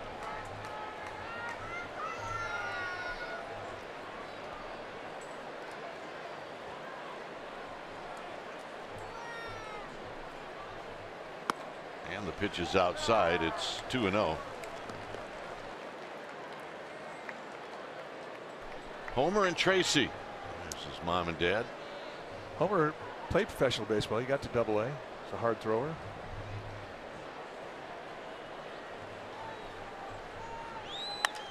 Out of play.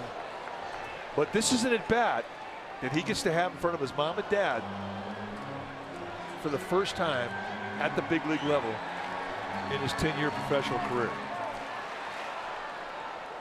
This is a big Well, at-bat. you know what? Then you got to hit one in the water. I'm with you. I'm rooting for it.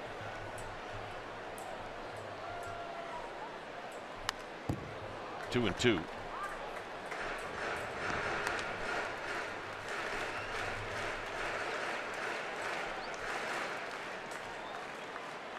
Yep, a little nervous energy.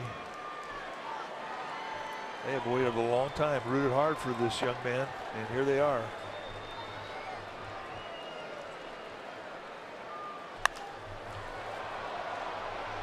It'll be a long run for Peralta and the shortstop, who's chasing everybody out of the way.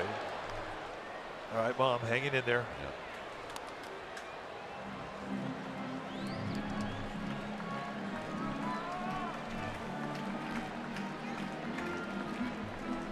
Get to know this guy, and you get it, you figure it out real quick. I mean, you've got to have some substance to go through 10 years and keep your dream alive, and he has done that. He is a gentleman.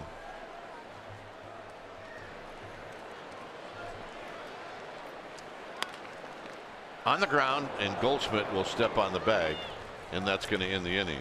No runs, a hit, 1 left. We'll go to the 6th. It remains 3-0.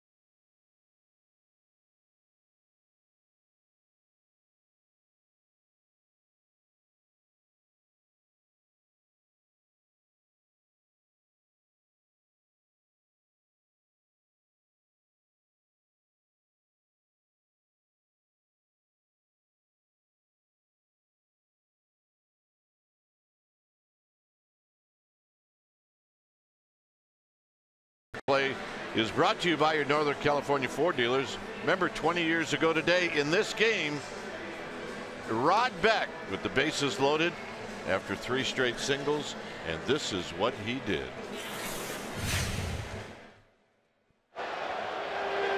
Swinging a chopper to Kent. He has to come home. There's one. The throw to first. Double play. He got out of it. I don't believe it. That's right. Todd Zeile and Eddie Murray. He got Eddie Murray to ground into a double play. Beck pitched 2 more innings. It did not allow another base runner. He picked up the win after Brian Johnson's home run to lead off the bottom of the 12th. It really was miraculous. A job to get out of that jam with the bases loaded and nobody out. As you look at Kyle Crick, when it's time for a change, think Speedy Oil Change and Auto Service, your trusted oil change tune-up and smog experts. Kyle Crick has been a good story since he's got called up from the minor leagues. Hard thrower, mid to high 90s. He's got 4 pitches: curveball, slider, and changeup. This is hit to Crawford, and Crawford will make the play. And let's check in with Amy G. All right, gentlemen. Well, you know who this guy is, and they're supposed to be doing better because you're their good luck charm, Woody. I don't know. This year it hasn't worked. It's one bad year. We'll take that, and then we'll get them back next year. Tell us a little bit about today. You know, nobody does reunions like the Giants, and the fact that you're such a huge part of this organization and how much they respect the history of this organization and bringing you guys back together. It's great. I mean, some of these guys I haven't seen in like 10 or 15 years, so it's a blast getting back together. And like you said, the Giants have to be the best organization. They bring us back and always get the older guys back together, and I know everybody appreciates it, you know, all the families. And so this has been a great time, and thanks to the Giants. We've been promoting this reunion for a while, and a lot of it was, you know, that team that went from worst in 96 to the best in 97. Being on that 96 team, you know, watching this year, are there some parallels? Can you empathize with what these guys are going through? Well, it's just rough when you have a year like this because it kind of drags the last couple months, but they've been so good, and the core group, I think, you know, next year they'll hopefully get back to what they were doing, you know, for 5-6 years before this. And that's kind of what happened with our 97 team. We got a few new guys in and tweaked it, but obviously we still had Barry and we had Shooter. The core guys that knew how to win were still there. And these guys know how to win, obviously, with the 3 World Series. So maybe a couple tweaks. I'm sure Bobby will get a few different guys in here to help out, but I don't think they need much. I think next year will be a little better year than this year. One guy that's been really fun to watch this season has been Ty Block, who's been compared to you a lot. Left-handers and grinders, and you put the ball in play. And what are your thoughts on the comparisons? I love watching him. I mean, I just got to meet him. He came up to me in the dugout right before I was going out and shook my hand, and Rich really was making fun of us because he said he ripped me the other night, that he was comparing us, but then when he hit the home run, he goes, okay, no, he's way better hitter than Woody ever was. So he's got me on that. But no, I enjoy watching him. And Richie even said he runs off the field like I do. Like he runs off and runs on. And so it's fun to watch. And to be compared with anybody, for me, is fun. So because I didn't think I was that good to ever be compared to. So I just enjoy watching him pitch. Ever so humble. I will say, guys, he said, do I get to go see Kruk and Kuip? I said, no, you're stuck talking to me. Do you want to say anything to Dwayne and Mike?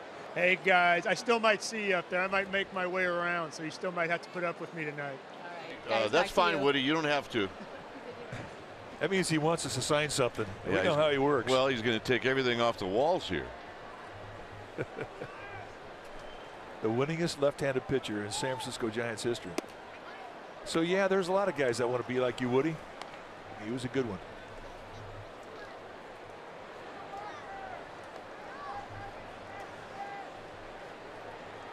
It's 3-2 to Taijuan Walker.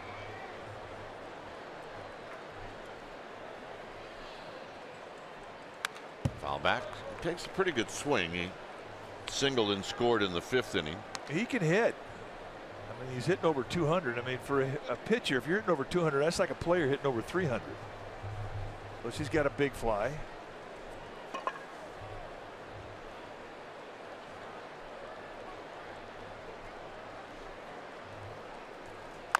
This is tapped to Crawford. Crawford is going to juggle it, recover, And he also can run pretty well. So that very well may be an error on Crawford.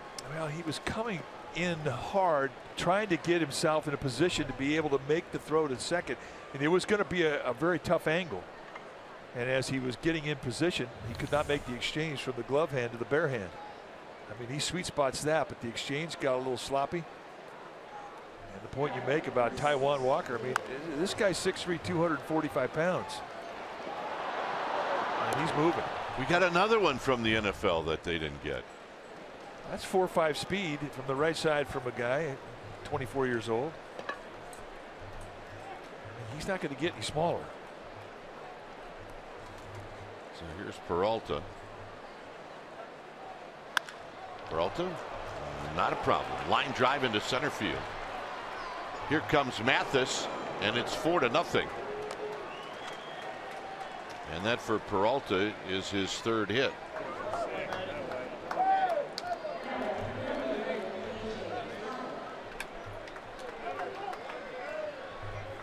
And here's A.J. Pollock.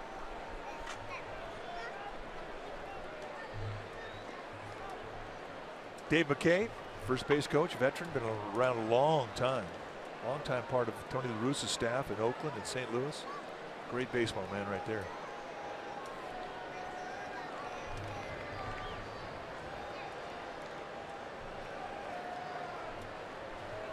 Pollock is 0 for 2. Takes a low one away. 1 ball and no strikes. Hey, the hornblower showed up. It looks empty. Well, they could be inside the boat. Think? Yeah, watching the game. Oh no, there's some folks out there. 1 ball, no strikes. Out of play. 97-mile-an-hour fastball, the 1-0 count. That's a healthy number 1. Crick trying to get the ball on the ground to get a double play. Pollock is not an easy guy to double up. He runs well.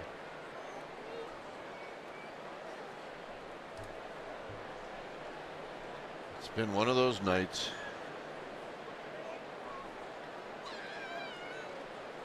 That'll get better. It's early. 1 ball and 1 strike. Out of play. Ball up a little bit. 1 and 2.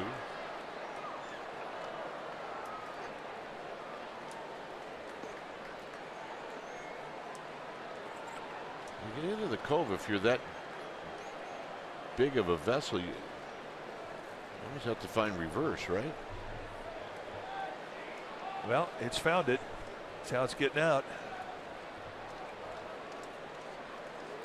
Just kind of hoping it was going to have to turn. No swing. Brian O'Nora, the first base umpire tonight, saying no swing. It's probably a real technical term. How you back up a boat? Instead of reverse. I'm going with reverse.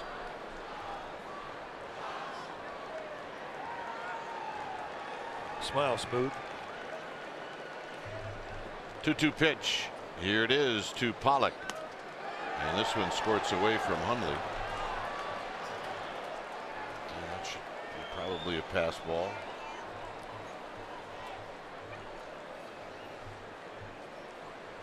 Three and 2.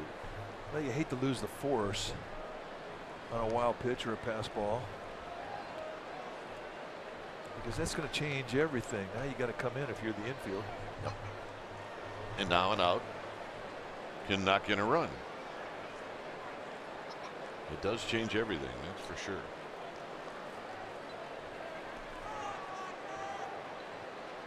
Got him. Yeah, that's a quality breaking ball on a 3-2 pitch. So Kyle Crick helping himself out. Take a look at the breaking ball. Ooh. And that's probably the first time Crick's ever seen, or Pollock's ever seen Crick's curveball.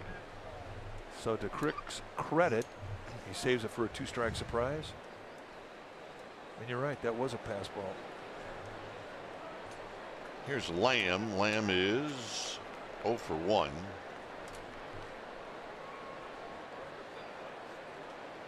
And the pitch is inside. 1 ball and no strikes. Stratton started, and he went 5. Gave way to a pinch hitter, and now it's Crick.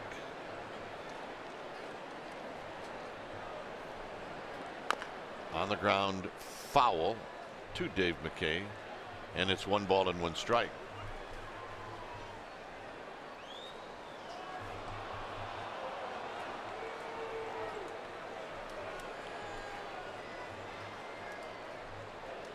Twenty pitches already in this inning for Kyle Crick.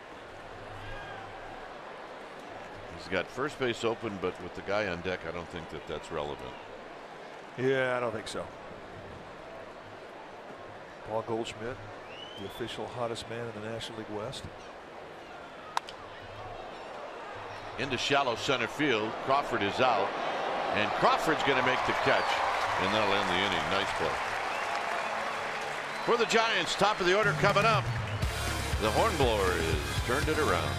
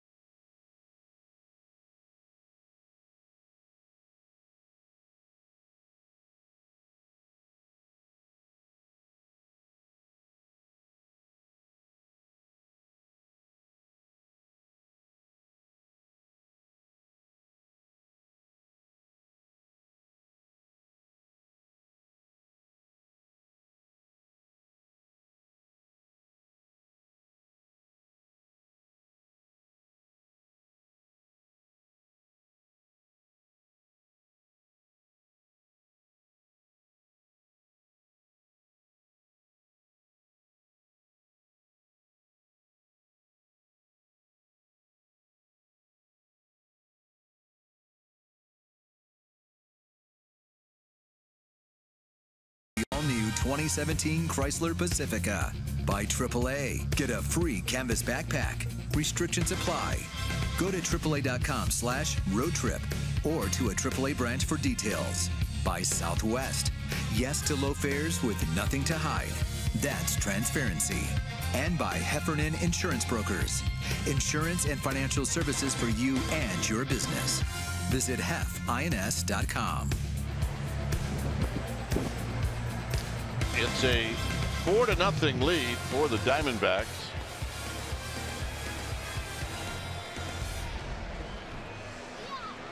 With Taijuan Walker on the bases, it took him a little bit more time to get out of the dugout. Mike and I have talked about this before. Major League Baseball has allowed this years and years ago. If he's on third and the final out is made, guy flips him the ball and he walks to the mound. Not anymore. And I don't know if that's better this way or if it was better the other way. Well, the problem is you got 2 minutes and 15 seconds of advertisement between innings, so guys don't want to stand out there on the mound.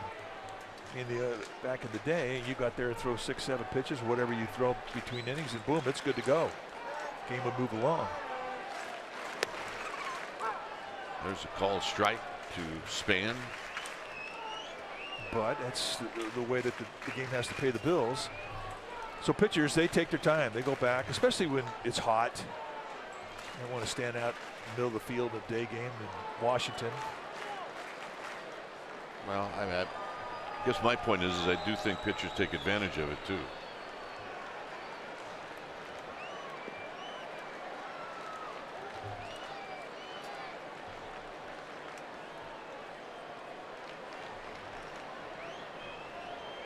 Span takes outside. When was the last time you saw an infielder bring a pitcher his glove? Never. We haven't seen that in a long time.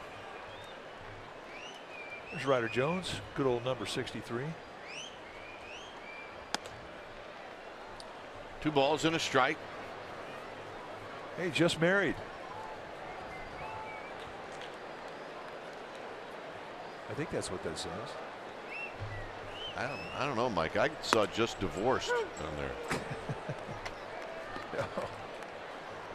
I don't think I've ever seen that sign. Just here.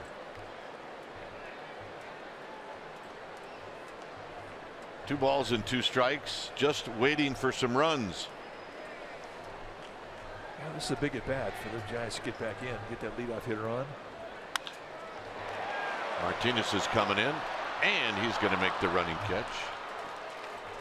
MLB.tv at Bat is your #1 mobile app for live Giants baseball. You can download the MLB.com at Bat, and you can do it today. Up, sharing a Sunday. Yeah, I got to say, that's just married. After about a month into your marriage, you don't share your Sundays. Well, how long do you think he has to hold that sign? Is that part of the vows? Well, until she's done eating the Sunday. Jones hits a high pop-up to actually more than a pop-up as it carries out to Peralta as he does the fly ball dance, and it's out number 2.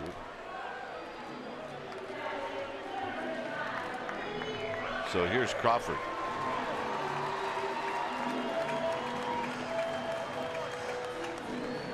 I want to know whose idea it was to bring that sign. Hers. Oh, absolutely. You hers. think it was? Absolutely hers.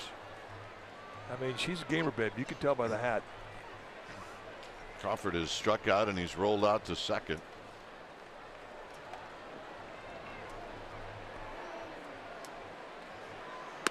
And a strike, and it's 0-1.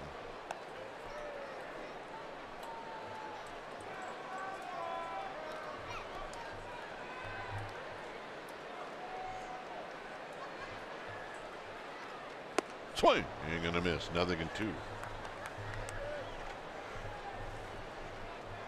There's Woody making the rounds. His wife Carla on the right. Be careful. You hold that sign up. Woody's going to keep it and put it in the shed, no matter what it says. That was Rich Aurelio holding up the sign. I mean, that could be the sign for the garlic fries. Could. Woody, if it's not tied down, it's going home to his little museum behind his house called the Shed. Yeah, see, look at all the stuff he's taken. Yeah. Out of play. And I guarantee he's taking it. That's not Rich Aurelio's stuff. Woody, when it comes to taking stuff back to the Shed, he has no shame. He doesn't have any shame. Bruce Bochy won't let him in his office. Swing and a miss, and that'll end the inning. 6 strikeouts for Taijuan Walker. Carla, tell him to put the phone away.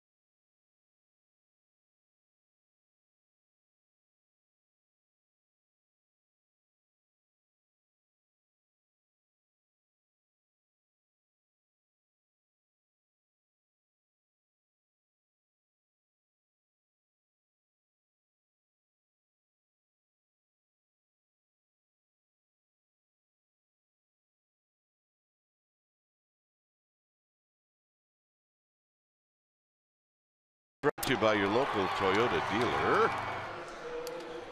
Giants are getting shut out. It's 4-0. They have 3 hits in the game. Peralta's got 3 hits. Taijuan Walker's been good.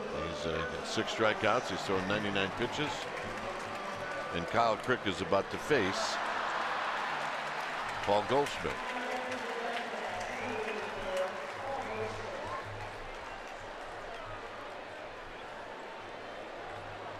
Goldschmidt is 0 for 2.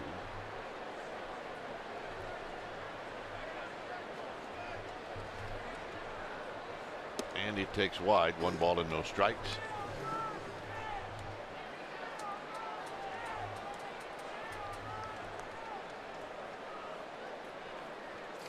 Very compact, no stride approach. You know, and you just don't see a lot of power guys that do the no stride. Just kind of just lifts the left toe up a little bit. In doing so, I mean, that head stays so still.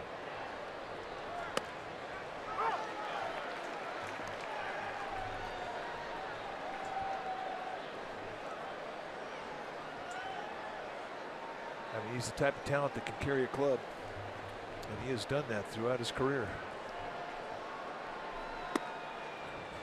He is Mr. Diamondback.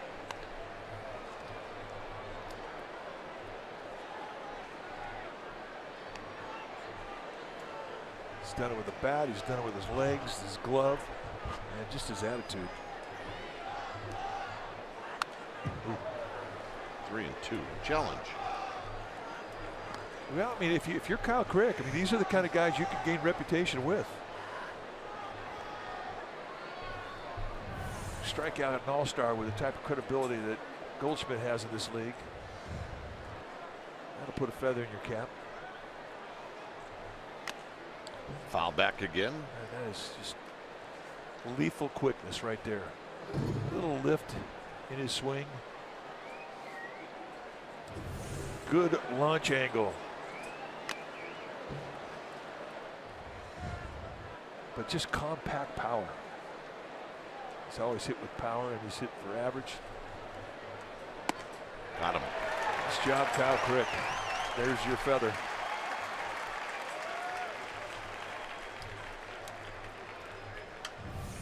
Let's take a look at how he pitched him. He fell behind in a 3-1 count, and then he just said, I'm going after him. And he went right down the middle of the strike zone 3 times and gets the strikeout. 2-seam fastball up above the hands. So here's J.D. Martinez. And he takes up high, 1 ball and no strikes. No Jeff Kent is part of the reunion. I'm sure we could find out why. I'm sure you'd love to have been here. He was a huge part of that group. Yeah. He was a force. A difference maker. You know, in his career, he turned out to be one of the best RBI guys I've ever seen. Well, that's where the money lied. Money lies in the RBIs. High and foul and out of play. It's 1-2. That was the pep talk that Jeff Kent gave his T-ball team. He was the manager. He's getting them all pumped up, and he says, remember, kids, the money lies in the RBIs. I'm not sure how many of the 7- and 8-year-olds really took that to heart. Tap foul. It's 1-2.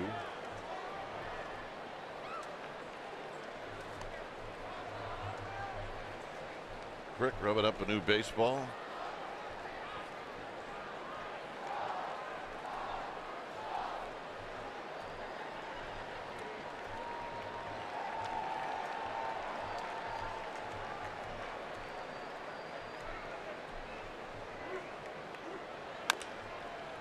Tap foul again. So 95 from Kyle Crick. See Woody. Signing some stuff. He's a great ambassador for the game. He was as a player, continues to be as a retired player.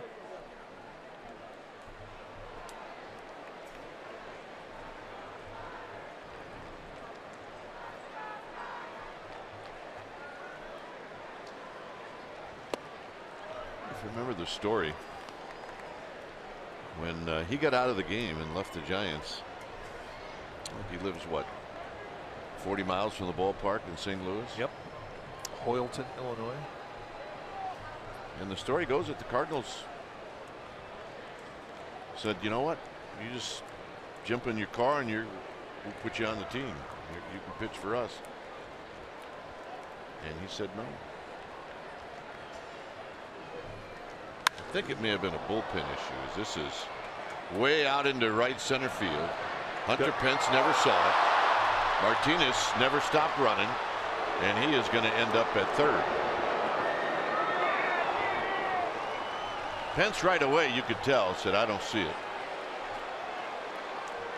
And, you know, the crowd's going to get upset with that, but you cannot catch what you cannot see. No, and it's dusk. You know, lights don't take full effect. Pence goes out right here. He's got a problem. I mean, you break to where you got to go, and he knew he had to go a long way. Span didn't see it either. Not only Pence, but Span. They never saw it. There's no worse feeling for a defensive player.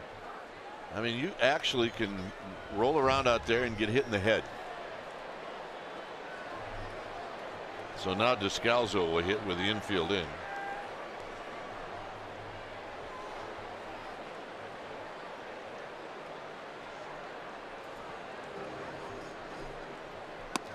And a swing and a miss. No balls and one strike.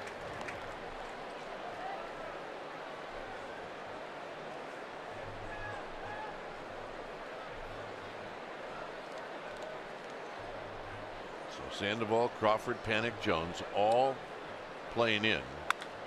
And this is a little pop-up that's going to be called for by Panic. 2 outs. Well, check us out tomorrow. Giants take on the Diamondbacks for game 3 of this 3-game set. Tomorrow, 1 o'clock game, hour-long pregame. Live starting at noon. You'll see it right here on NBC Sports Bay Area. For up-to-the-minute Giants news, log on to NBCSportsBayArea.com for insider Alex Pavlovich. Here's Marte. Marte's 1 for 2.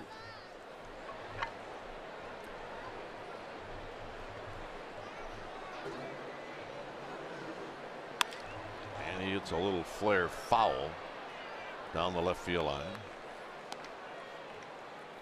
Our ball dude's going to chase this one down. Our ball babe. Our ball babe. Sue Tavalero. That baby Sue. Nice play. There you go, Sue. Yep, I think she's got a new glove too.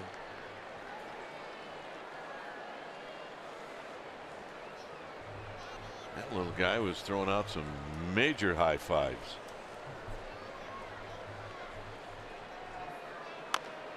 Foul at the plate, 0-2.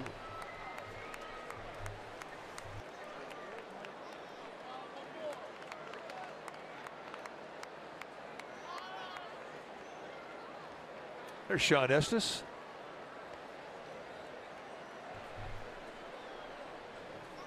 All the guys in that 97 team, when they got around each other, I mean, they were laughing. It's amazing after 20 years you fall right back into the same chatter that you had on a daily basis when you played together. Out of play. And they're all getting on Woody. Well, he's kind of the get-on guy.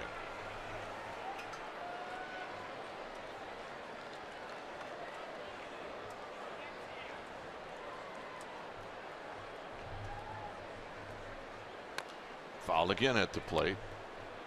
They must be waiting in the tunnel to do something in between innings, correct? Well, he could be lead and take me out to the ball game, or I don't know. They're getting in position.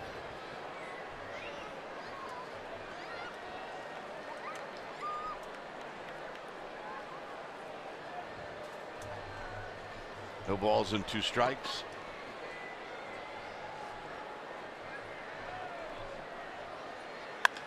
Hit out to left for Parker. And Crick has done a nice job of pitching through the triple where Span and Pence did not see the ball at all. It's 4-0.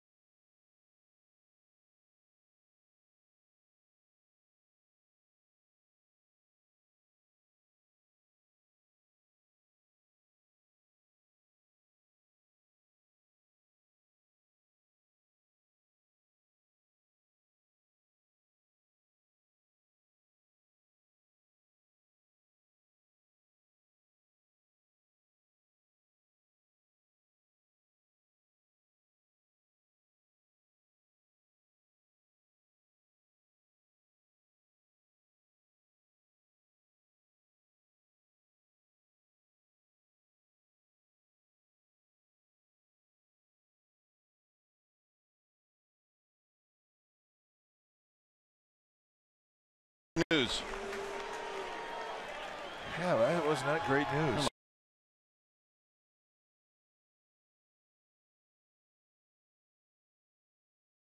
We go to Amy G for good news. Sandoval takes a pitch down and in. Giants looking to get this crowd into it. He's rolled out to second twice. And he shoots this one into left center field, and he's got a base hit. The Panda is on the move. And they're going to let him have it. Well, that's the Panda that they remember. Taking that outside pitch and launching it through the gap in left center. And for Pablo Sandoval, it's got to feel pretty good.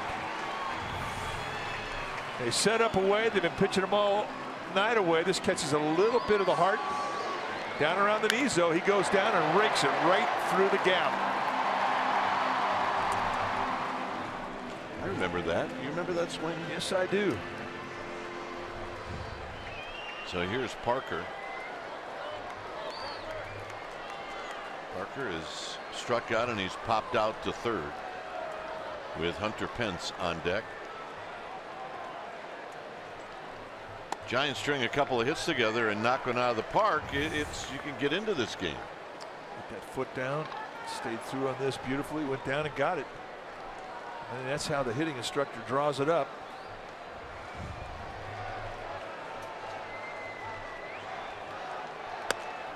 Parker takes a strike. So Jake Barrett, the right-hander, heading down to the bullpen for the D-backs.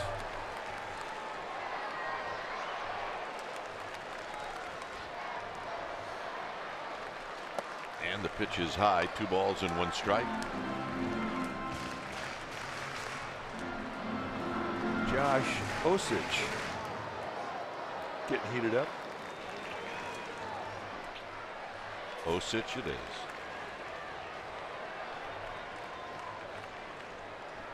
The pitch. Driven to right. And that's going to be off of archway number 3. Parker and Sandoval will trade places. It's 4-1. And right away, you got life in this ballpark. It took a couple of bullets. And Jared Parker, he got the fastball out over the plate enough, and he just smoked it. They sent an inside target. This leaked out. That's taking advantage of a mistake. Nice, relaxed bat head throw. Here's Pence.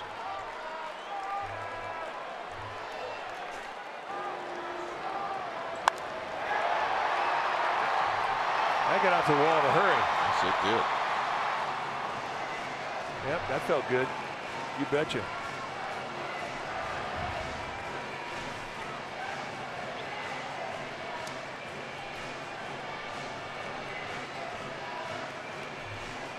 Pablo Sandoval.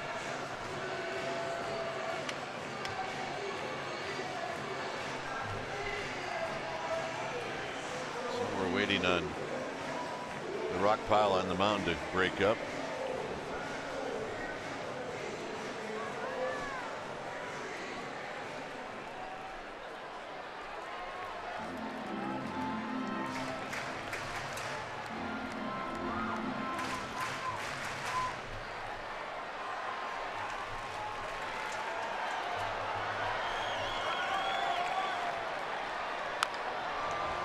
And Pence rolls the first one foul.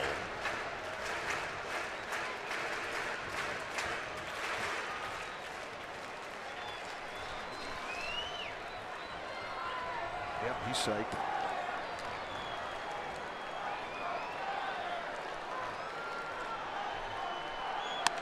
And the next pitch is high. Walker's starting to miss upstairs.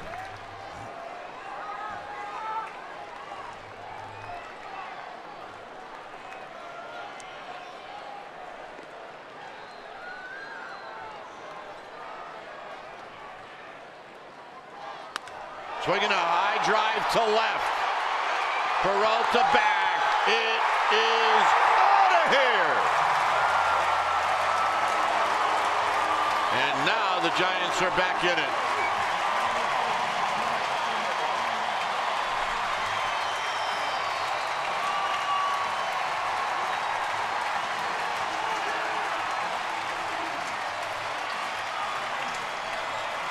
Torey Lovullo's coming out. Taijuan Walker's night is over.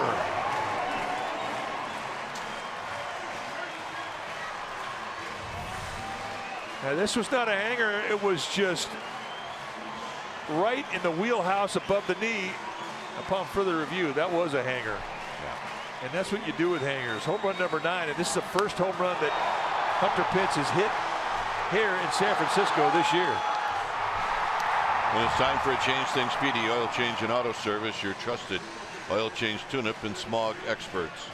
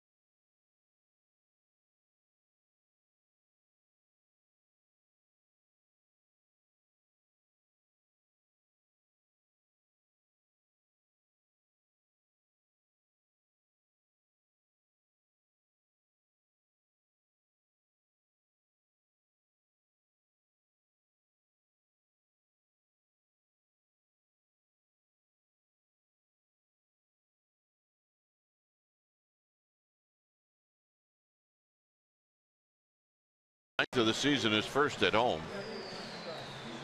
This one came September of last year.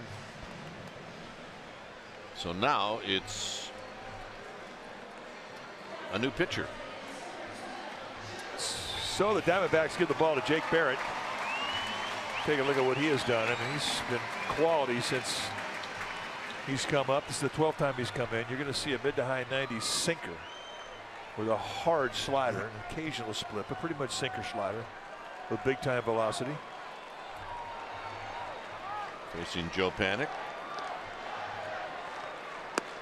And a strike. Joe tonight is 1 for 2.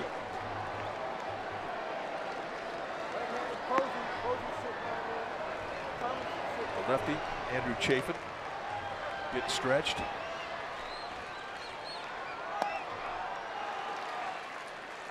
Yeah, the Giants, when you roll over to the top of the lineup, that's when you get all the lefties, and that's why Chafin is up.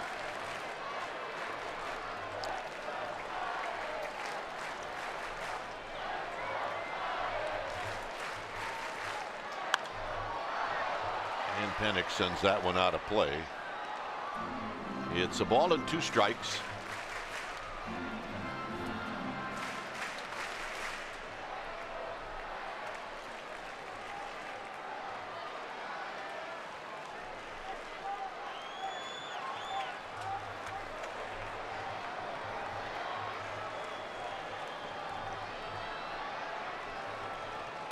Outside.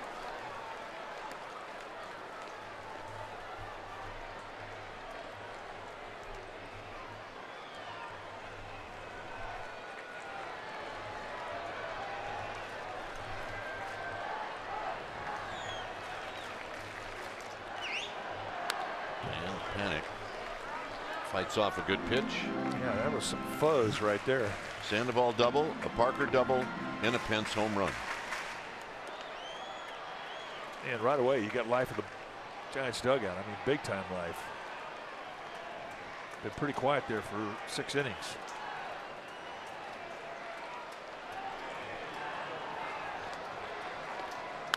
Panic rolls this one foul.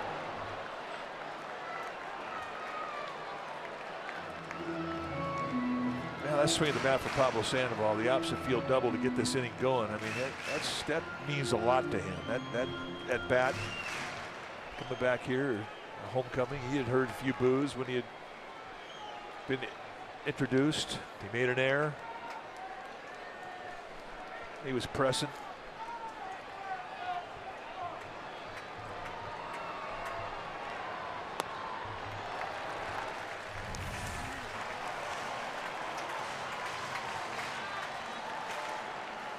Pence, Pablo said that was one of the 2 guys he really missed when he left. 3-2. And the walk. And that's what you call moving the line along. Well, that reignites the rally. Remember Roger Mason, a teammate of ours back in the 80s, he used to call it the rally killing home run when you hit a home run but you're still short. Well, now all of a sudden you get a walk and it reignites. And that indeed is keeping the line moving. Henry Schulman just tweeted that. You see what happens when Woody sings "Take Me Out to the Ball Game"? He's magic. Here's Hundley. Please don't even suggest to Woody that he had anything to do with this. As there's a strike and it's 0-1. Well, he's already taken full credit. I don't blame him. Well, Woody, don't stop at 3. Whatever you do, keep it moving.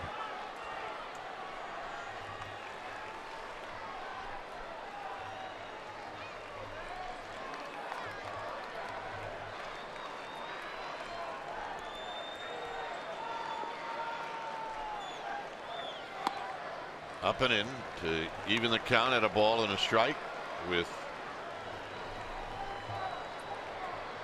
switch hitter Miguel Gomez in the on-deck circle.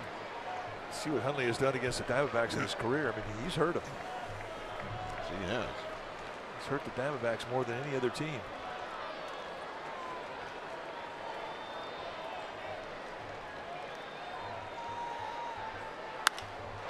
hit high to right field.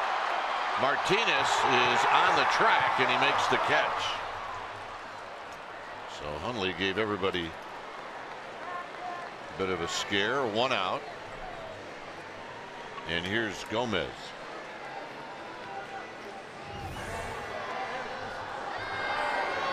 Here's Kirk Reeder, the good luck charm, leading take me out of the ball game. I can't say a whole lot about Woody's voice, and I don't think Tim Flannery is going to be using him in his band anytime soon. I think they asked Woody, look, just move your lips, don't actually sing. I've never heard "Take Me Out to the Ball Game" sung on one note, and he managed to do it. But he led the troops. That was his job. Here's Gomez.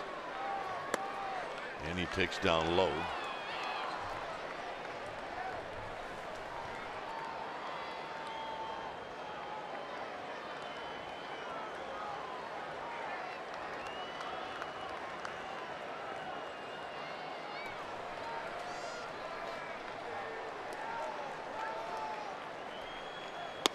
And it misses. It's 2-0.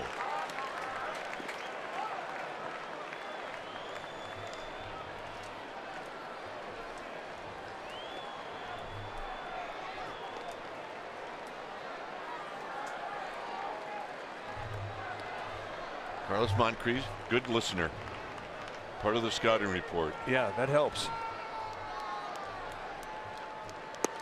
There's a strike. 2 balls and 1 strike.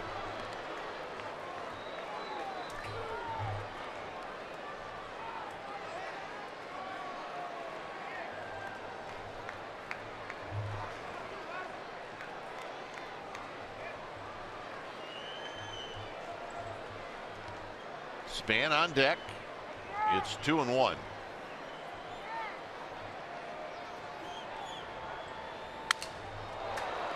And this is going to carry out to Descalzo.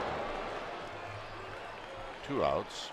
That's one where you have to run if you're Gomez, because the second baseman's right by the bag. You let it fall, weird things can happen. So Torey Lovullo's coming out. Rosales is coming in. That means Descalzo is going to come out. Chafin is going to end up facing Denard Span. So we're going to take a break. Those are your changes. Giants have got it to within 1. We'll be back.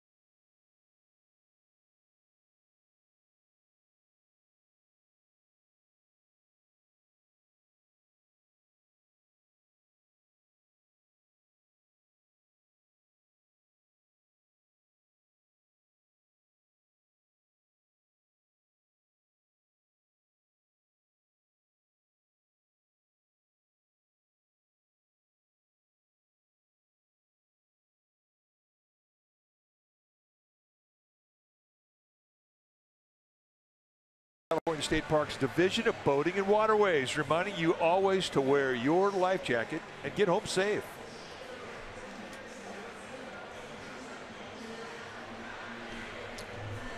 All right.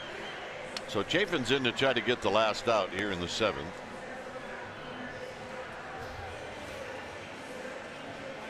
Take a look at the numbers for Andrew Chafin. Done a nice job. 47 strikeouts in 38 innings with a 2.37 ERA. Good numbers. How does he do it? Well, he's got a fastball that'll go low to mid-90s. More mids than lows. He's got a hard slider, an occasional changeup. But pretty much you're up there, you're looking for fastball sliders.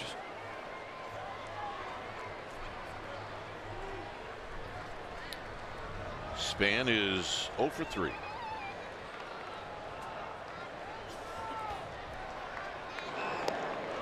So Panic gets sent back. He's got 4 steals. He's been thrown out 1 time.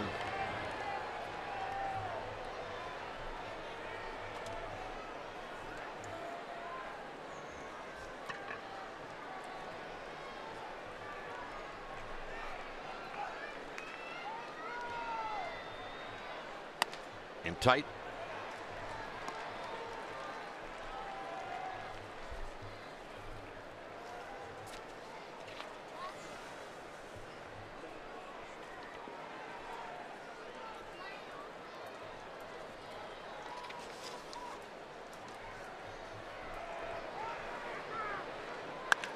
Hit on the ground. And this is Rosales, who's going to throw him out. So the Giants get back in this one with 3 runs. Hunter Pence hits his 9th home run, and it's bye-bye baby. And now we'll go to the 8th. And Arizona leads this one 4-3.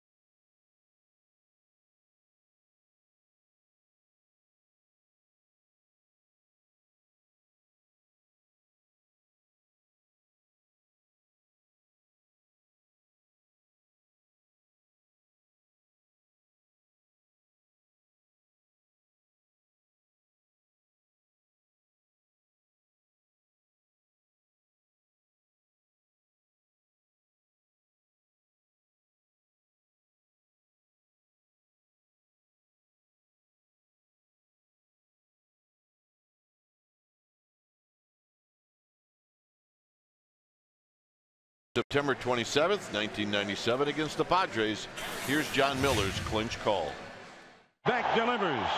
Swing and a miss! The Giants have won the National League West. And for the first time in 8 years, they're headed for the postseason.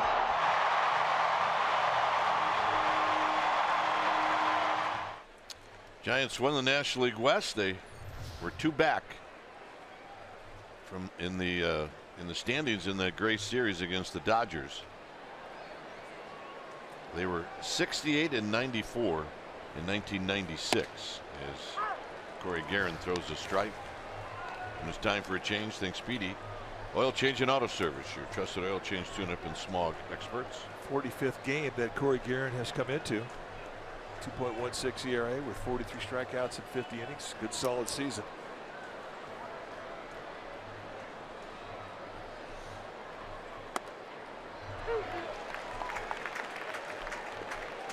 Guerin, a high side armor. Got something out about Guerin this year that I never even thought about in his professional career. And it's a long one. Been around a while. Never has had a start. So I asked him, well, you were a starter back in college, right? He goes, no, bullpen guy. You have to go all the way back to high school. He just says, from my angle and my arm delivery, I'm just best suited for the pin. Yeah.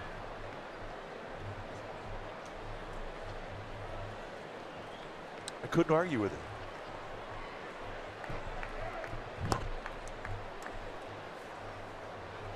One and two to Mathis.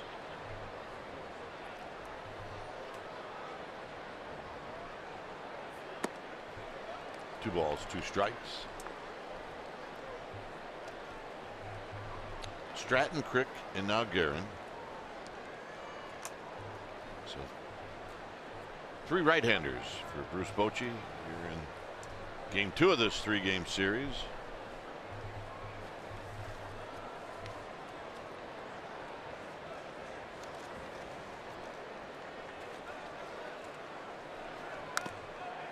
Foul at the plate, so Mathis stays alive.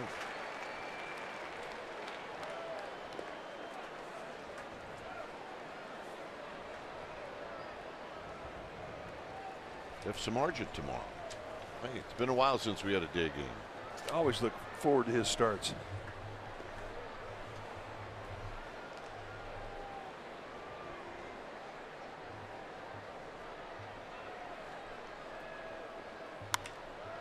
And a little pop-up to shallow right field.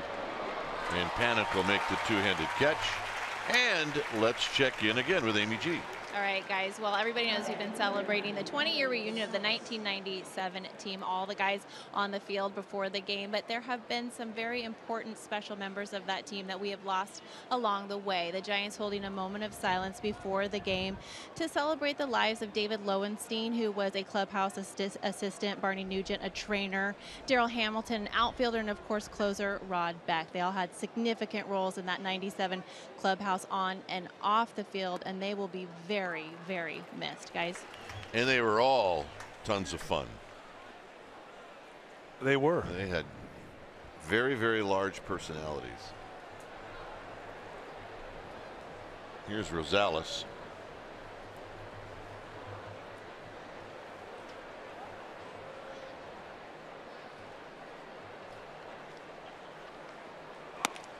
Rosales started last night at short.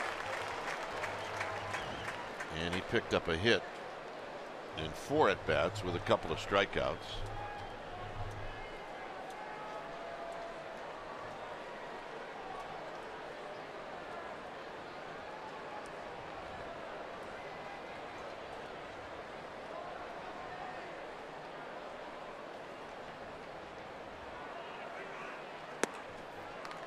One and two.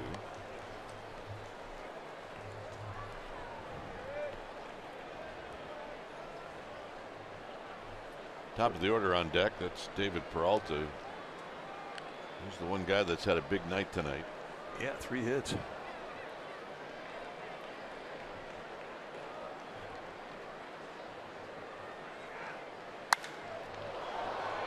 Hit high into center field. 2 outs. The only out that Peralta made was the catch of the night by Jarrett Parker in left field. You're right. He very easily could have had 4 hits because that was a great play. So, Corey Guerin, he's been watching. He knows who's hot in this game. There's your challenge. Chance for a shutdown inning, but now you got to get the hottest man on this D-backs team tonight.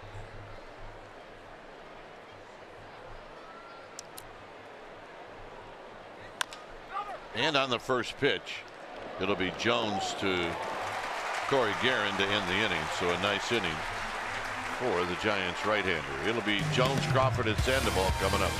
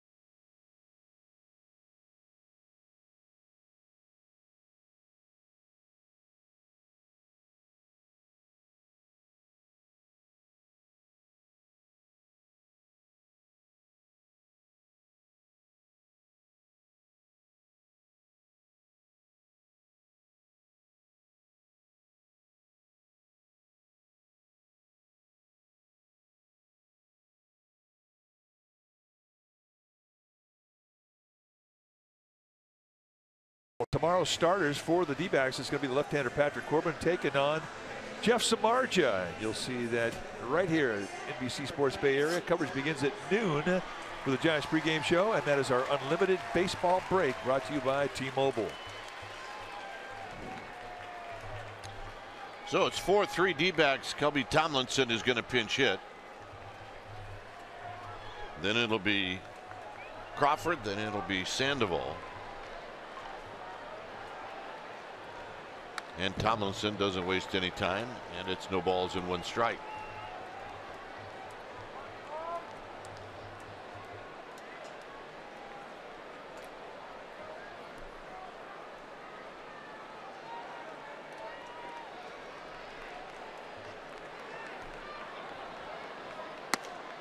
And a strike. It's 0-2.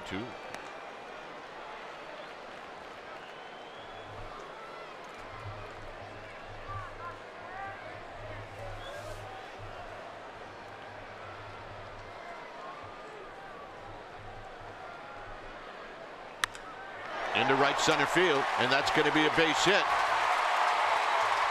Tomlinson's going to put on the brakes, wisely so. You see the arm of Martinez.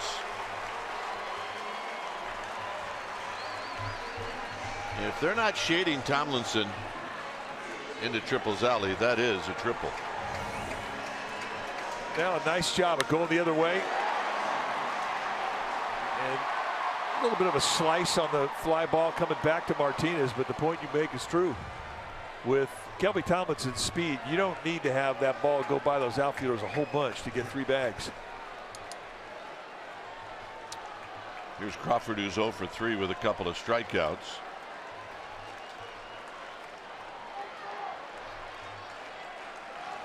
And he lines it into center field. What's Tomlinson going to do? He's going to head to third, and it gets away. And now the throw to second. And now Crawford's got to head back, and he makes it.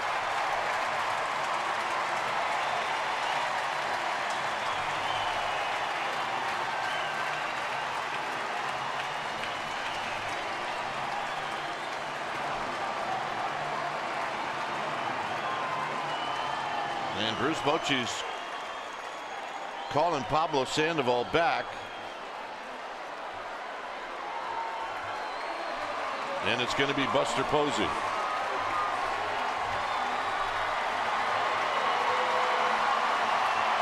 Well, Pablo Sandoval only had 20 at-bats from the right side this year with the Red Sox. He's 3 for 20, hitting 150, and he doesn't have an extra base hit. So with Buster Posey on the bench, this is a great time to use Posey, because you want to use him when you know he's going to get pitched to. So for Sandoval, it ends on a night where he goes 1 for 3, hit the ball on the screws twice, but he got the big first hit. He'll feel good about that. So we'll let you know who's coming in. We do know Posey's going to hit.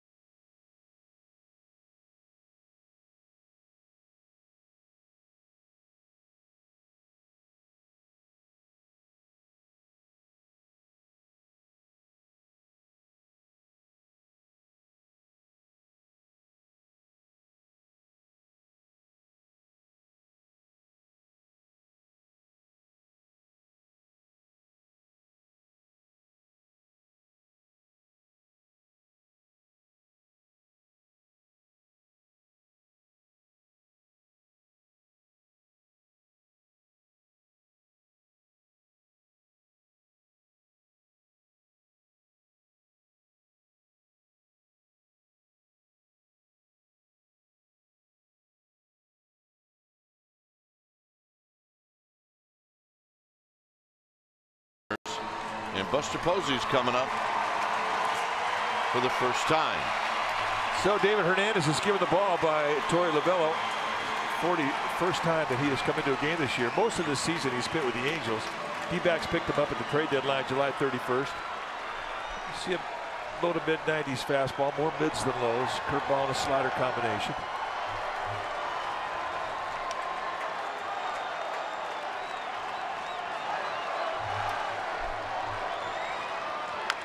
And the first pitch roller foul. Buster Posey 2 for 12 lifetime against Hernandez. Caught Hernandez in spring training. Remember, he was with the Giants during spring training this year.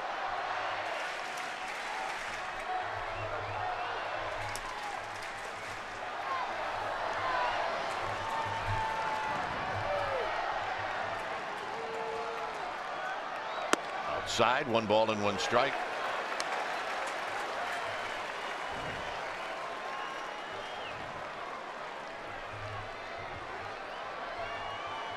See the outfield. They're pitching the gaps. Giving Posey the line at left field.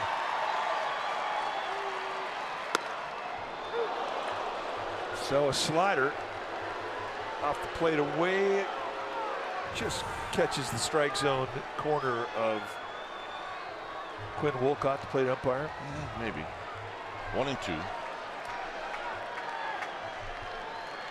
Well, there's been width on both sides of the plate tonight.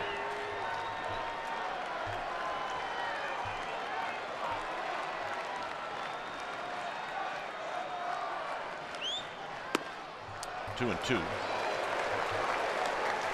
Staying away.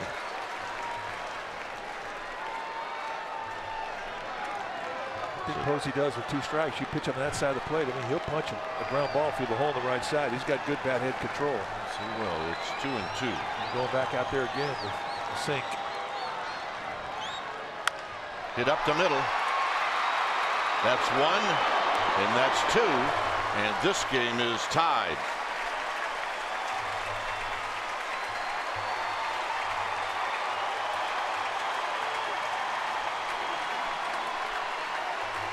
And here's Parker.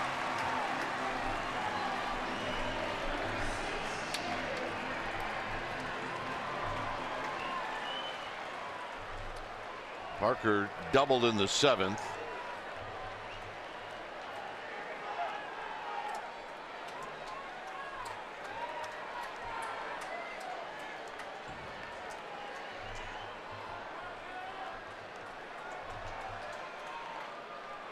Overshift is on for Parker. And he smokes one foul. Look out.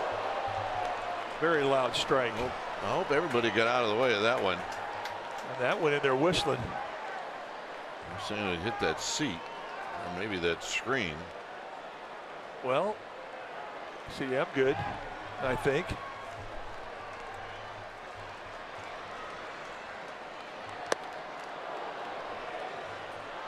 Oh, 2. Scott Berry, third base umpire, saying, yeah, oh yeah, he went. Oh yeah, oh yeah, oh yeah.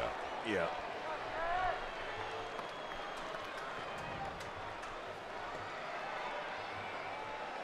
Let's go right back down to the dirt, this time with a curveball.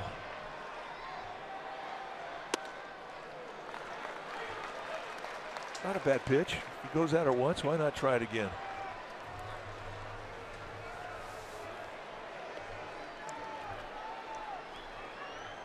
Jared Parker gets streaky, and when he gets hot, everything coming off that bat is loud. Foul. And that breaking ball had some hang on it.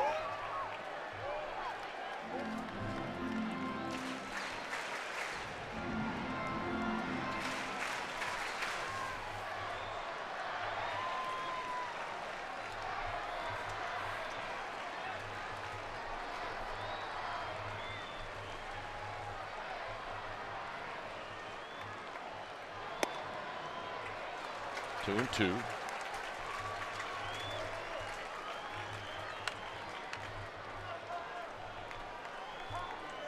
Dyson getting loose. He will pitch the 9th.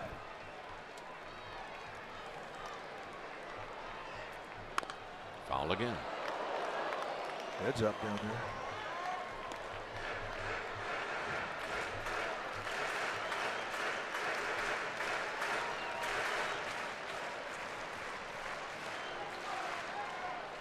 Melanson's in the dugout. 2 balls, 2 strikes. Melanson's getting close to getting activated.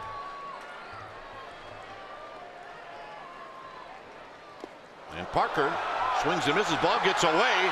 Nobody can find it. There's the throw, and it's not in time.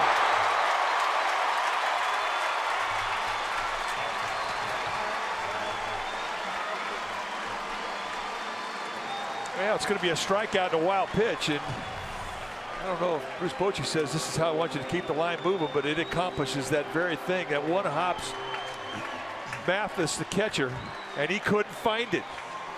Yeah, while he was looking around, it was still in the air.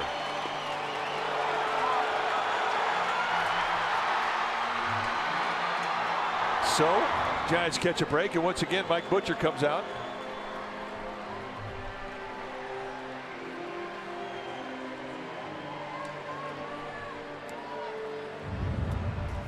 Fence got this breaking ball and knocked it out of the park.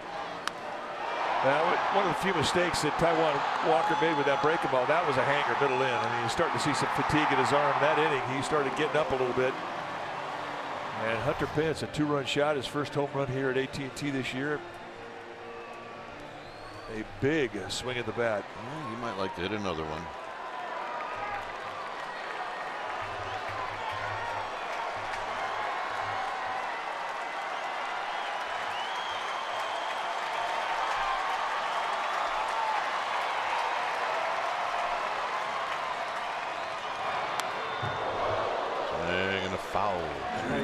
Got a 95-mile-an-hour challenge at the belt, and he was on it. I mean, that's the location you hope you get. Because this is the one that elevates when you make contact.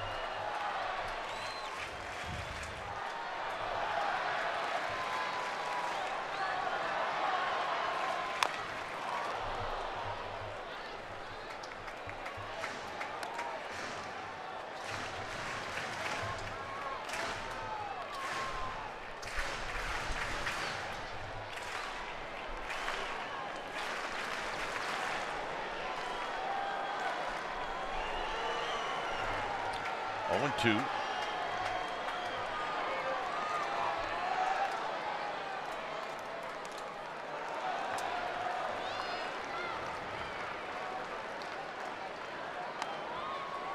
The bat that Hunter Pence is using says Connor Gillespie on it.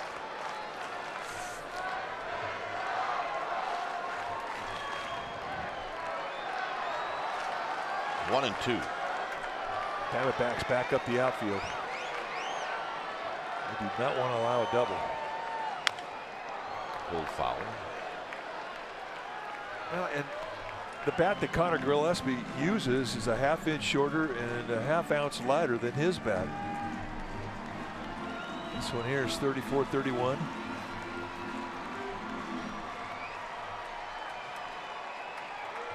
And he chokes up a little bit.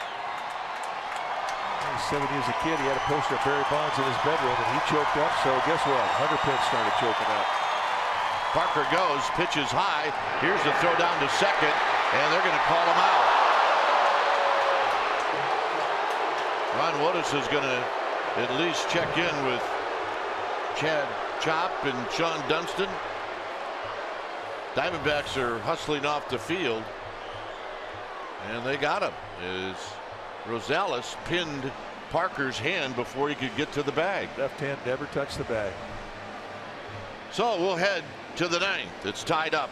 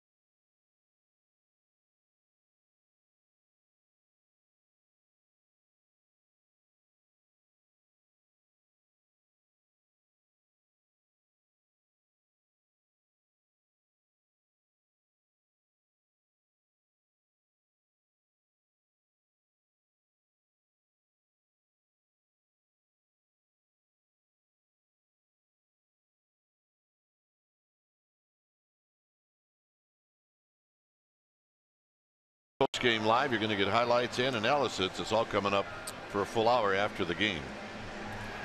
It's a 4-4 ball game when it's time for a change. Think Speedy Oil Change and Auto Service, your trusted oil change, tune-up, and smog experts. Sam Dyson coming on to pitch now. You see what he's done with the Giants. A different pitcher than when he started out with the Rangers. You're going to see mid to high 90s sink, heavy sinker, cutter, and an occasional changeup. Facing Pollock, who takes high, 1 ball and no strikes. Tomlinson is now at third. Buster Posey's at first. Dyson on the hill.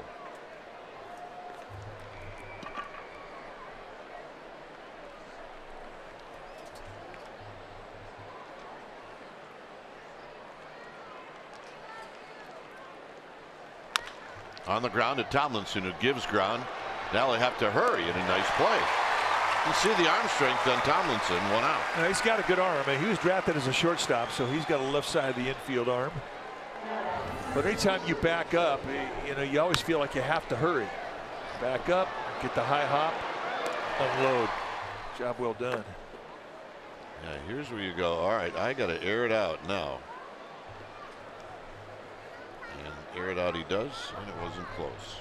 So here's Lamb.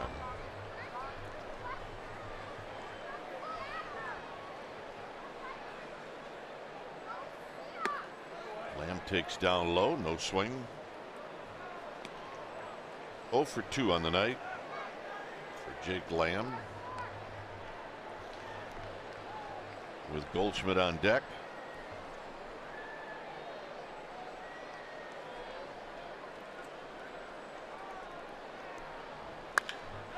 On the ground to Buster Posey.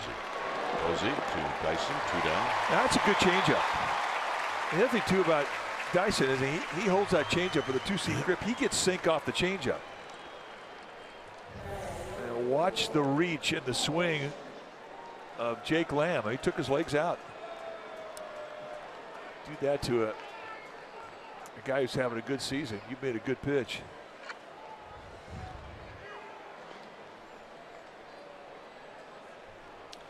Here's Goldschmidt.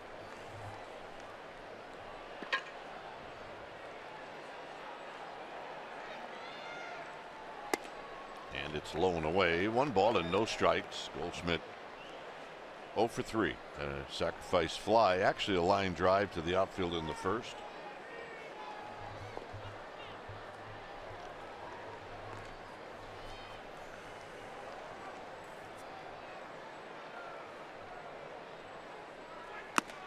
Ooh.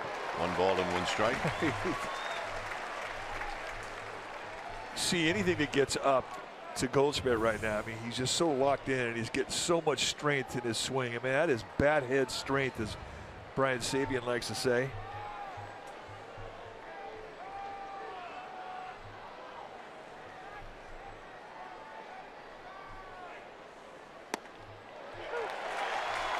One and 2, a little better location.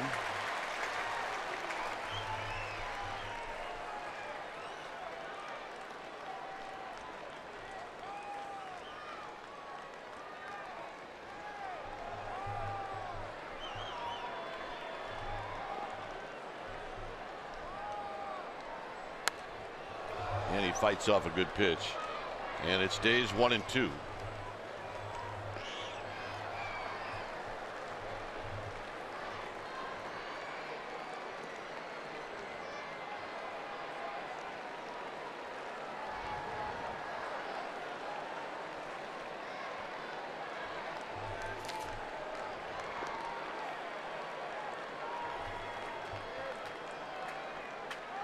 The pitch to Goldschmidt is high and foul and out of play down the right field line.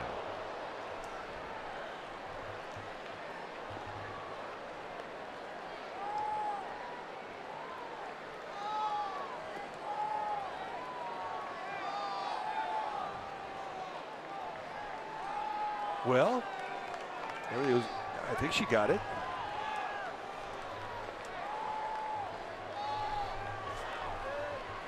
So Dyson about ready to throw pitch number 10, and then Goldschmidt steps out. Giants tied this game up in the bottom of the 8th inning.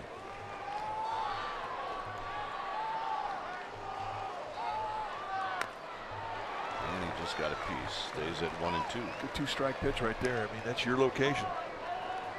It's hard to elevate that location. And with Goldschmidt, I mean, in a tie ball game, I mean, that's what you're thinking of if you're Dyson. Throw a pitch like that, you're thinking, hit that one out. Which you can't do. Ooh, be careful. That one, however, a different story. That one you can elevate. And he's just on it.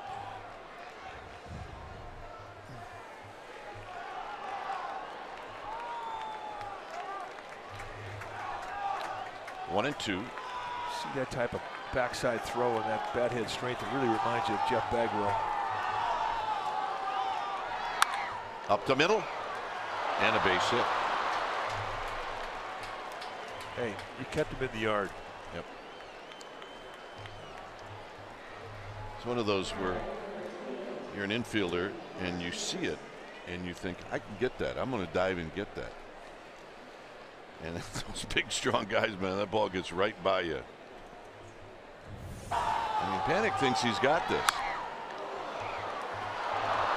No time.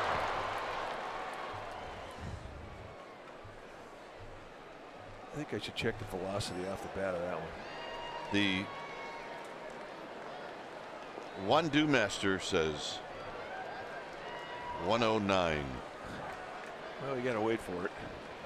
Well, not for ours. Yeah, I think the Wandu Master is pretty much right on. The Magic Wandu.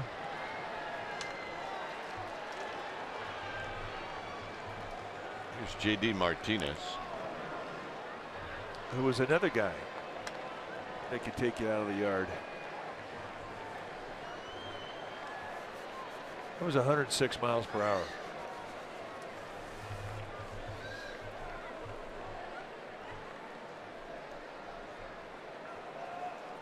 So Dyson's going to keep an eye on Goldschmidt.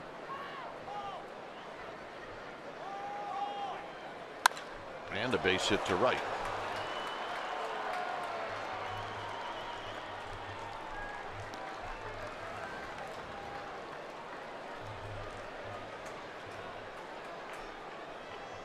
So a couple of hits after 2 outs.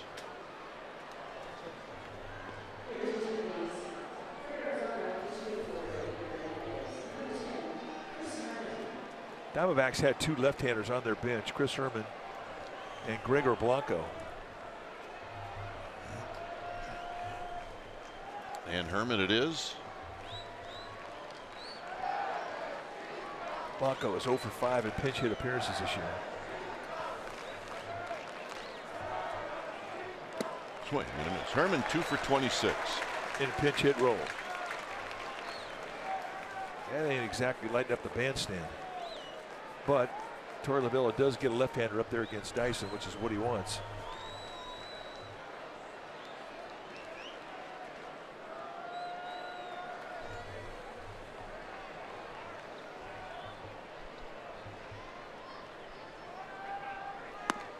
And that next pitch is wide. It's 1 ball and 1 strike. Those numbers that we throw out, 2 for 26. You know. But you could kind of throw all of that out the window. The guy's got experience at doing this.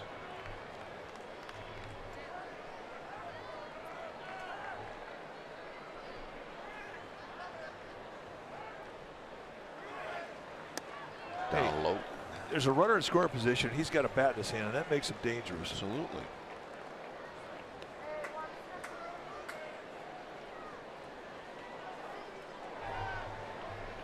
Good speed with Goldschmidt at second. Pretty good arms on the corner for the Giants.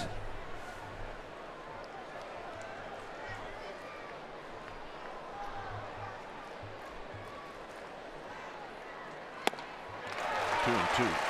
Big time sink. Take a little off. 2 times he's gotten Herman to swing over the top of it.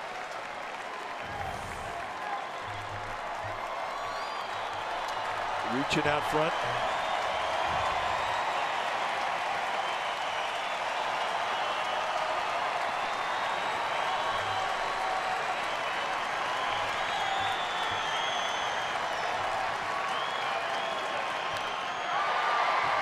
Walcott. Home plate umpire Quinn Walcott. It's a good pitch. Again. Big time sink. Let's see where it gets Walcott. Looks like it got him in the knee. Maybe the wrist.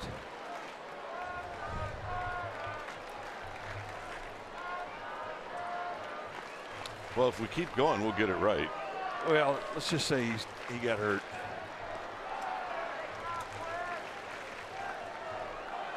Trying to shake it off. Got to be a leg. It's hard to be a toe with the shoes he has on. Yeah.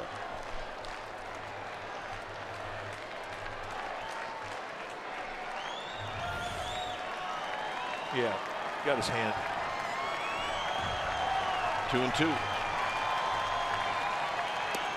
And a full count. Now that's a big pitch because now with a 3-2 count, you get your runners moving.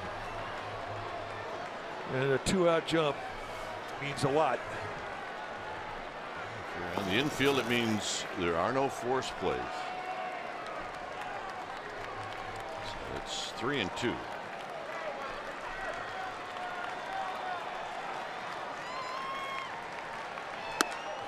And he walked him.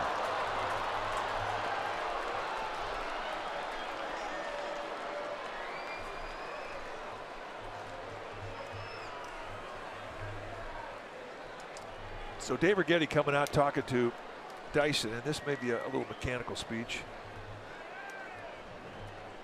But the problem that he had when he came over from Texas is he had a real bad sling in his delivery, thrown across his body and an inconsistent release point, which really explained why he was having the numbers that he was having in Texas.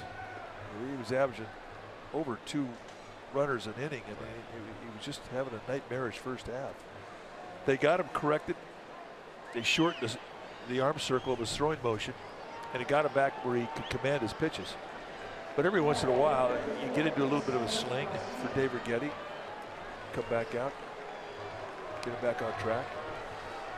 Also, give him a little bit of a scout report against Kevin Marte. He didn't know a whole lot about him.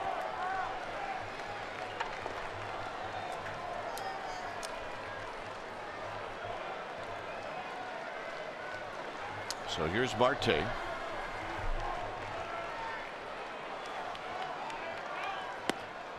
a strike.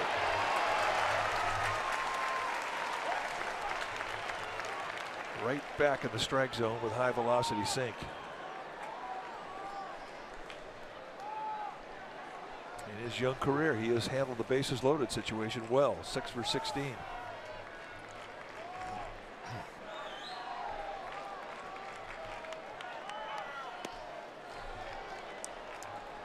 So backs it up with the changeup.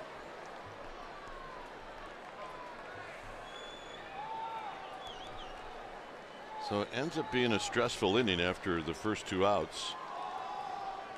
So this will be pitch number 23 as Marte out of the box, but now back in.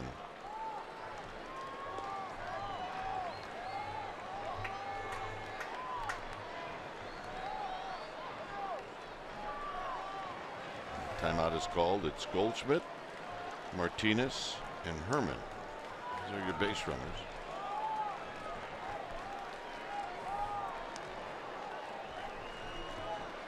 One ball and 1 strike. On the ground to Panic. Panic to Posey. And Dyson gets out of the inning. For the Giants, Pence, Panic, Hundley. Let's go home. It's 4-4.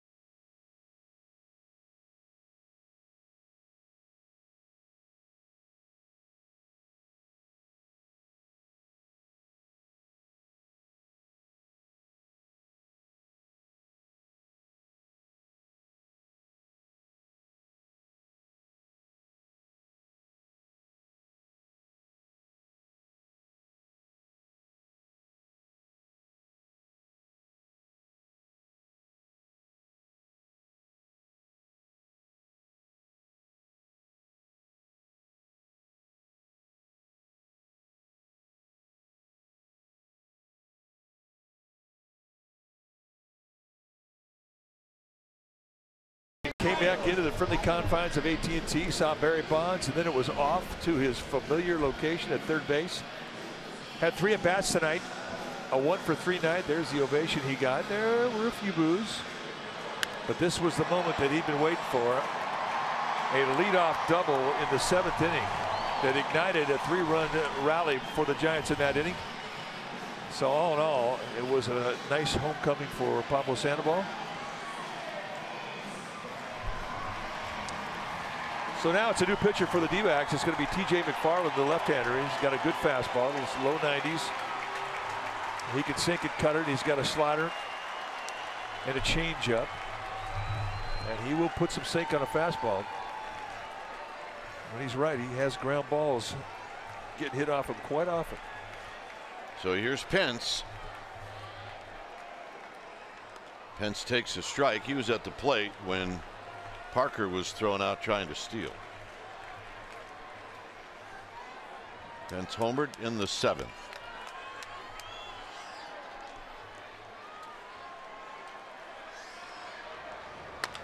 Taps this one right back to McFarland. 1 out. And here's Panic. Sean Estes. Talking it over with Larry Bear.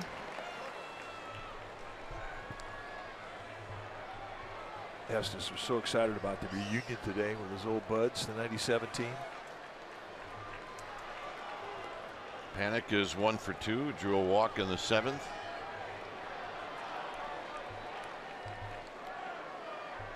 And he takes a strike, and it's 0-1.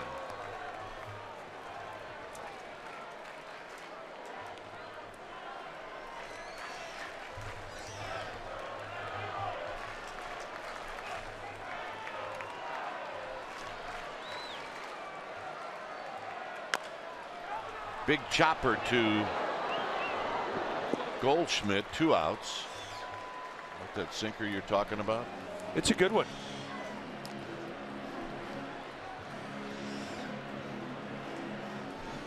So here's Hundley. You know, having a left-handed sinker ball in your bullpen, I mean, that's a commodity. Think of Johnny Bender, the Braves, Zach Britton, the Orioles. McFarland doesn't have that type of velocity, but he's got sink. He can get ground balls.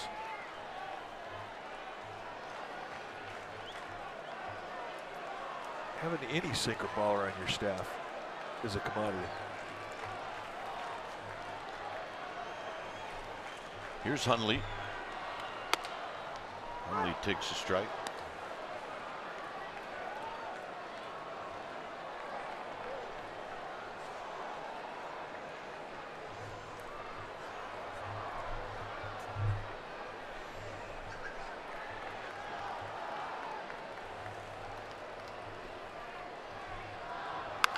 Rolls it foul right past Giants third base coach Phil Nevin, and it's a quick 0-2 count. So Matt Cain down there doing the honors. Yep, giving protection to the bullpen. I don't need a glove.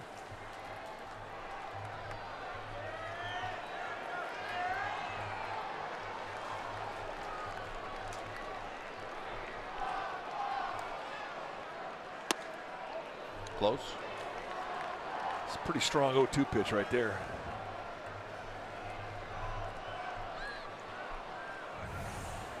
0-2, they set the inside target, and that was just out of the strike zone.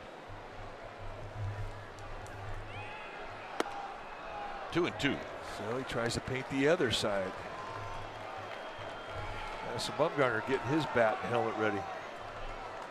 Change his shoes. Go down the cage, take a few hacks, get ready.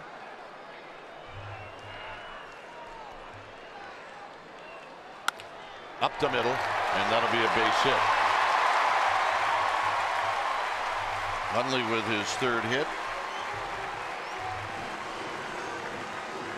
And here's Gorkis Hernandez.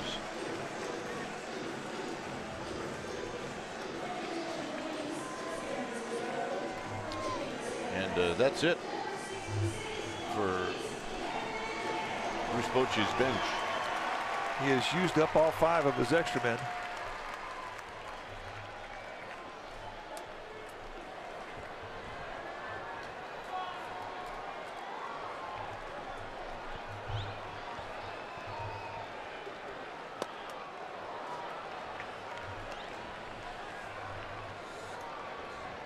Swinging on the first pitch, no balls and 1 strike. Rockies did that. He had a little kink in his back. He needed to get it out, so now he's ready. Yeah, well, he's just setting him up. 1 ball and 1 strike. But you know, it's rare that we see him go out of the strike zone now. No, it's true. Early in the season, it was every at bat. He just could not define the strike zone. As he has built his average up, and he steps into this at bat hitting 258. I mean, he's in the strike zone for the most part, except for that one.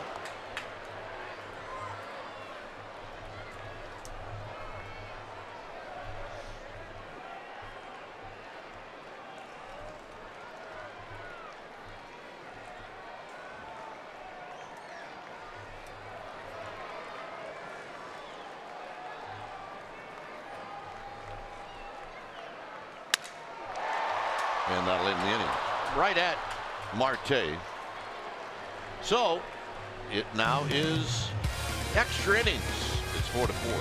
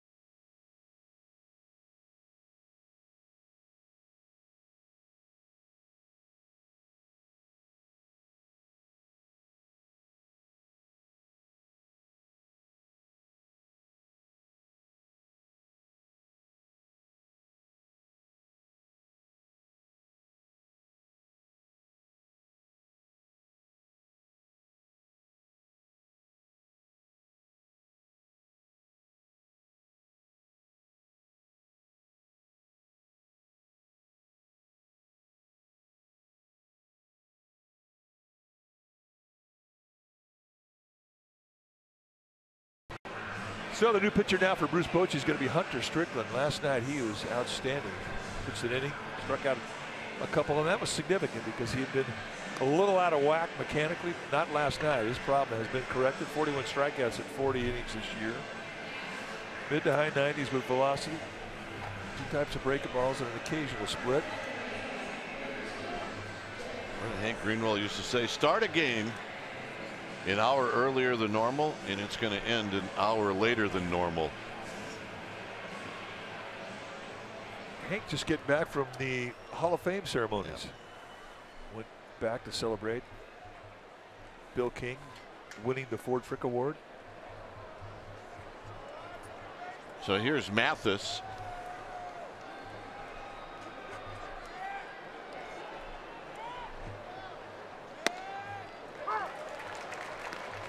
I used to laugh at Hank. You had a day off on the road. Say, Hank, what are you going to do on your day off on the road? He goes, I'm going to take a nap right when the bus is supposed to leave for the ballpark. And he was serious. No balls and 1 strike. Rosales is on deck, and then it's Peralta.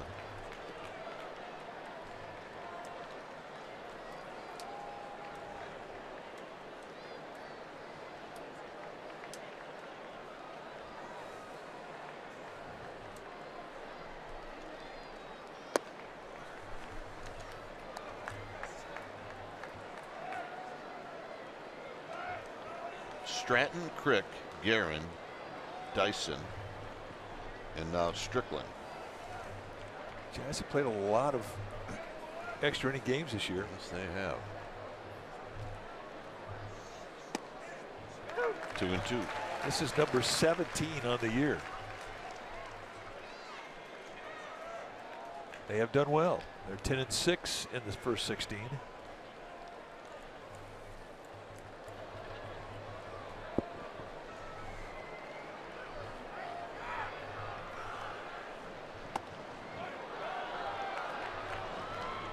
Mathis pulls the bat back. It's 3-2.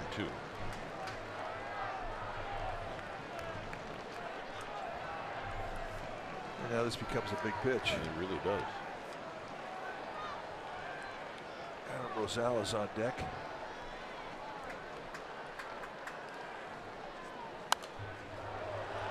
This is going to get in our booth. They're close. It's as close as we've had in maybe 10 years. We only had one that got close. Moises Alou.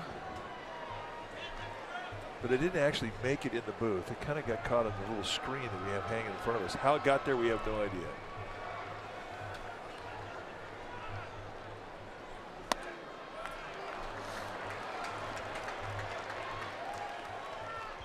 Well,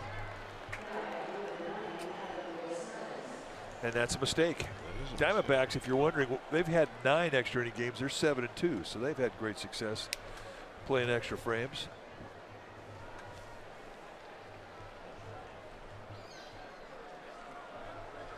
so Blanco's going to pinch run.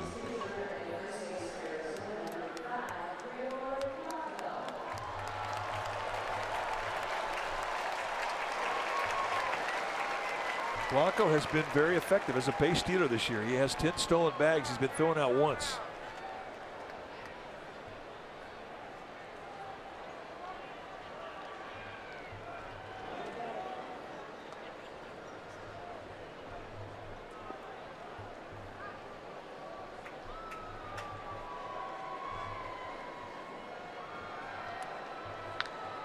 And Blanco likes to go early in the count.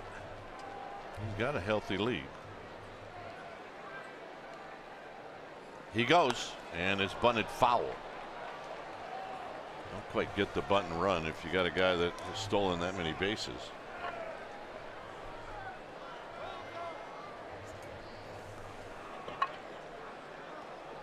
So it's 0-1.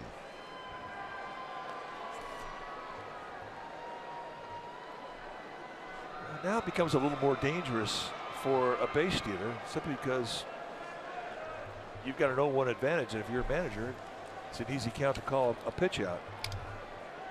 Or in Roger Craig's case, he'd call 2 in a row. And there's a bunt, and this is a good bunt. And Strickland will take it himself.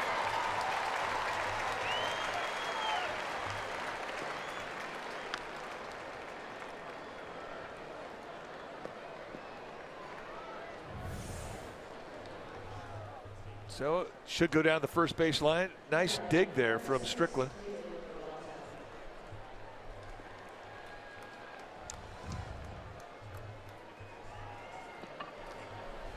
So here's Peralta.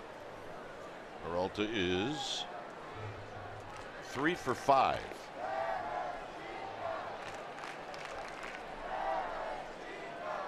Guerin got him to roll out to Buster Posey in his last at bat.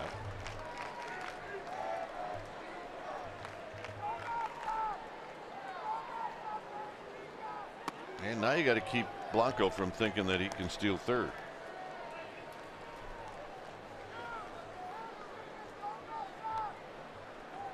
So Buster went over and said something to panic. It's 1 ball and no strikes.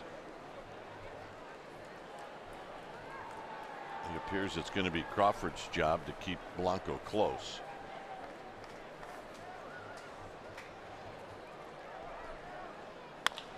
Hit out to right to Hunter Pence. Blanco will tag and go to third. 2 outs.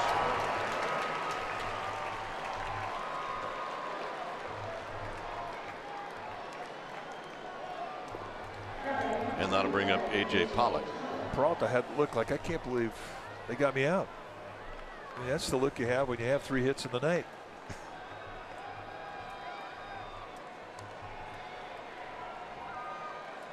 3 hits will make you confident. So here's Pollock.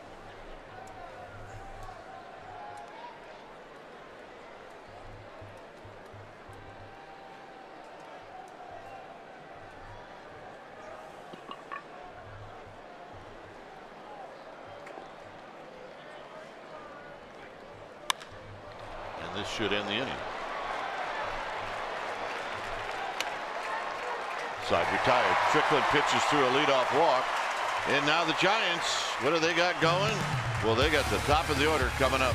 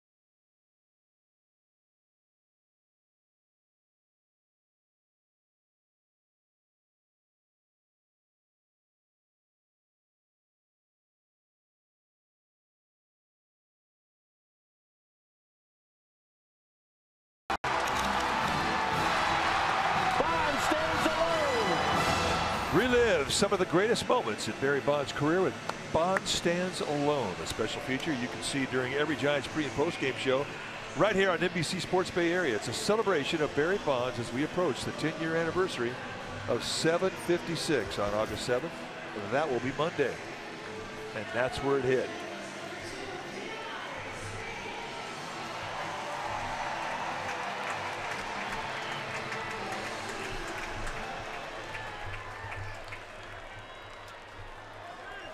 Here's Denard Span, who's 0 for 4.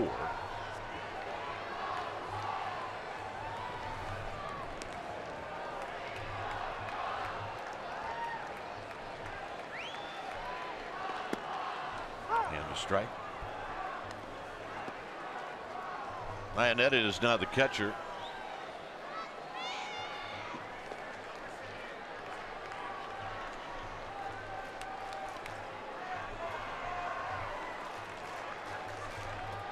No balls and 1 strike.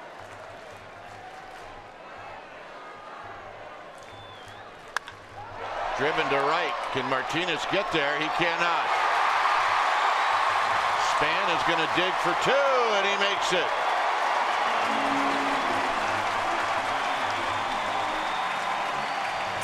Well, how do you hit a sinker ball? You look up.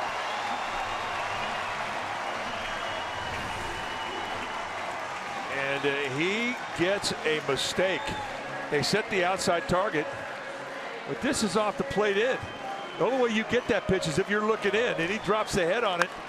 He gets a little elevation on the sinker, and Martinez had none chance. I forgot how good an arm Martinez has. Man, he's pretty accurate too. Yeah, he is. And Denard Span using all the speed he has.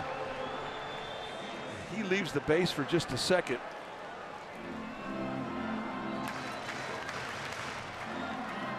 Oh no. Denard, you're killing me. Well, just put a little more drama on it. Sent up a balloon. Tomlinson is walked.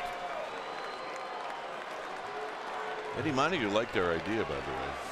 Ed Montague, who's an umpire supervisor here on the West Coast, we told him about the idea about having an umpire send up a little helium balloon to let everybody in the ballpark know that there was an intentional walk. Here's Crawford with Buster Posey on deck. Tomlinson would have been bunting. I'm not sure Crawford is going to be bunting because then you lose Buster Posey. I'm surprised that they're going to defend against it. I really am. Jake Lamb, the third baseman, playing in on the grass.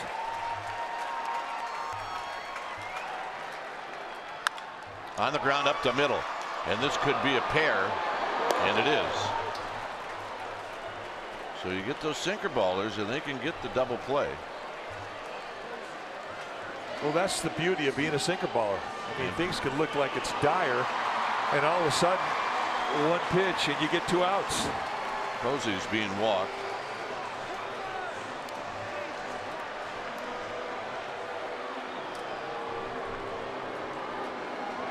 And here's Parker.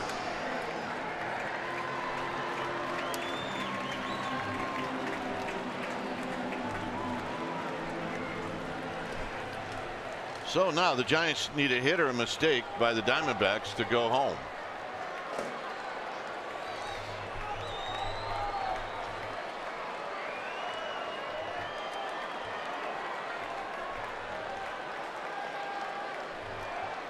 Span is at third. Posey's at first.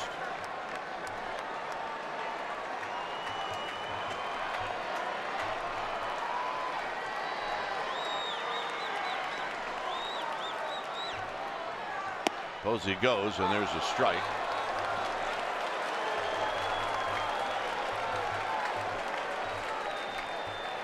Hunter Pence is on deck.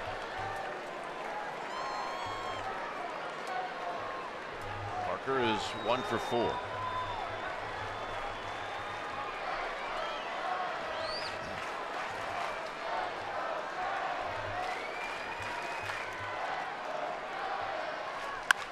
On the ground up the middle, and this game is over.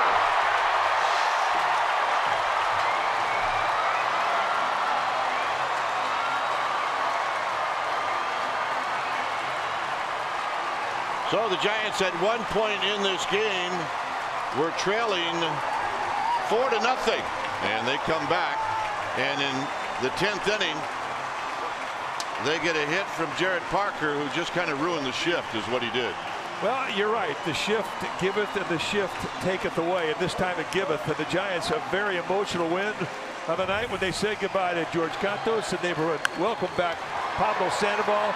It was a 2-hit night from Jared Parker that sends home everybody happy. So game 2 of the series goes to the Giants, and now they got a chance tomorrow to take the series with a win. Final score, Giants 5, D-backs 4. Stay tuned. Esurance Giants postgame live. That's going to start right now.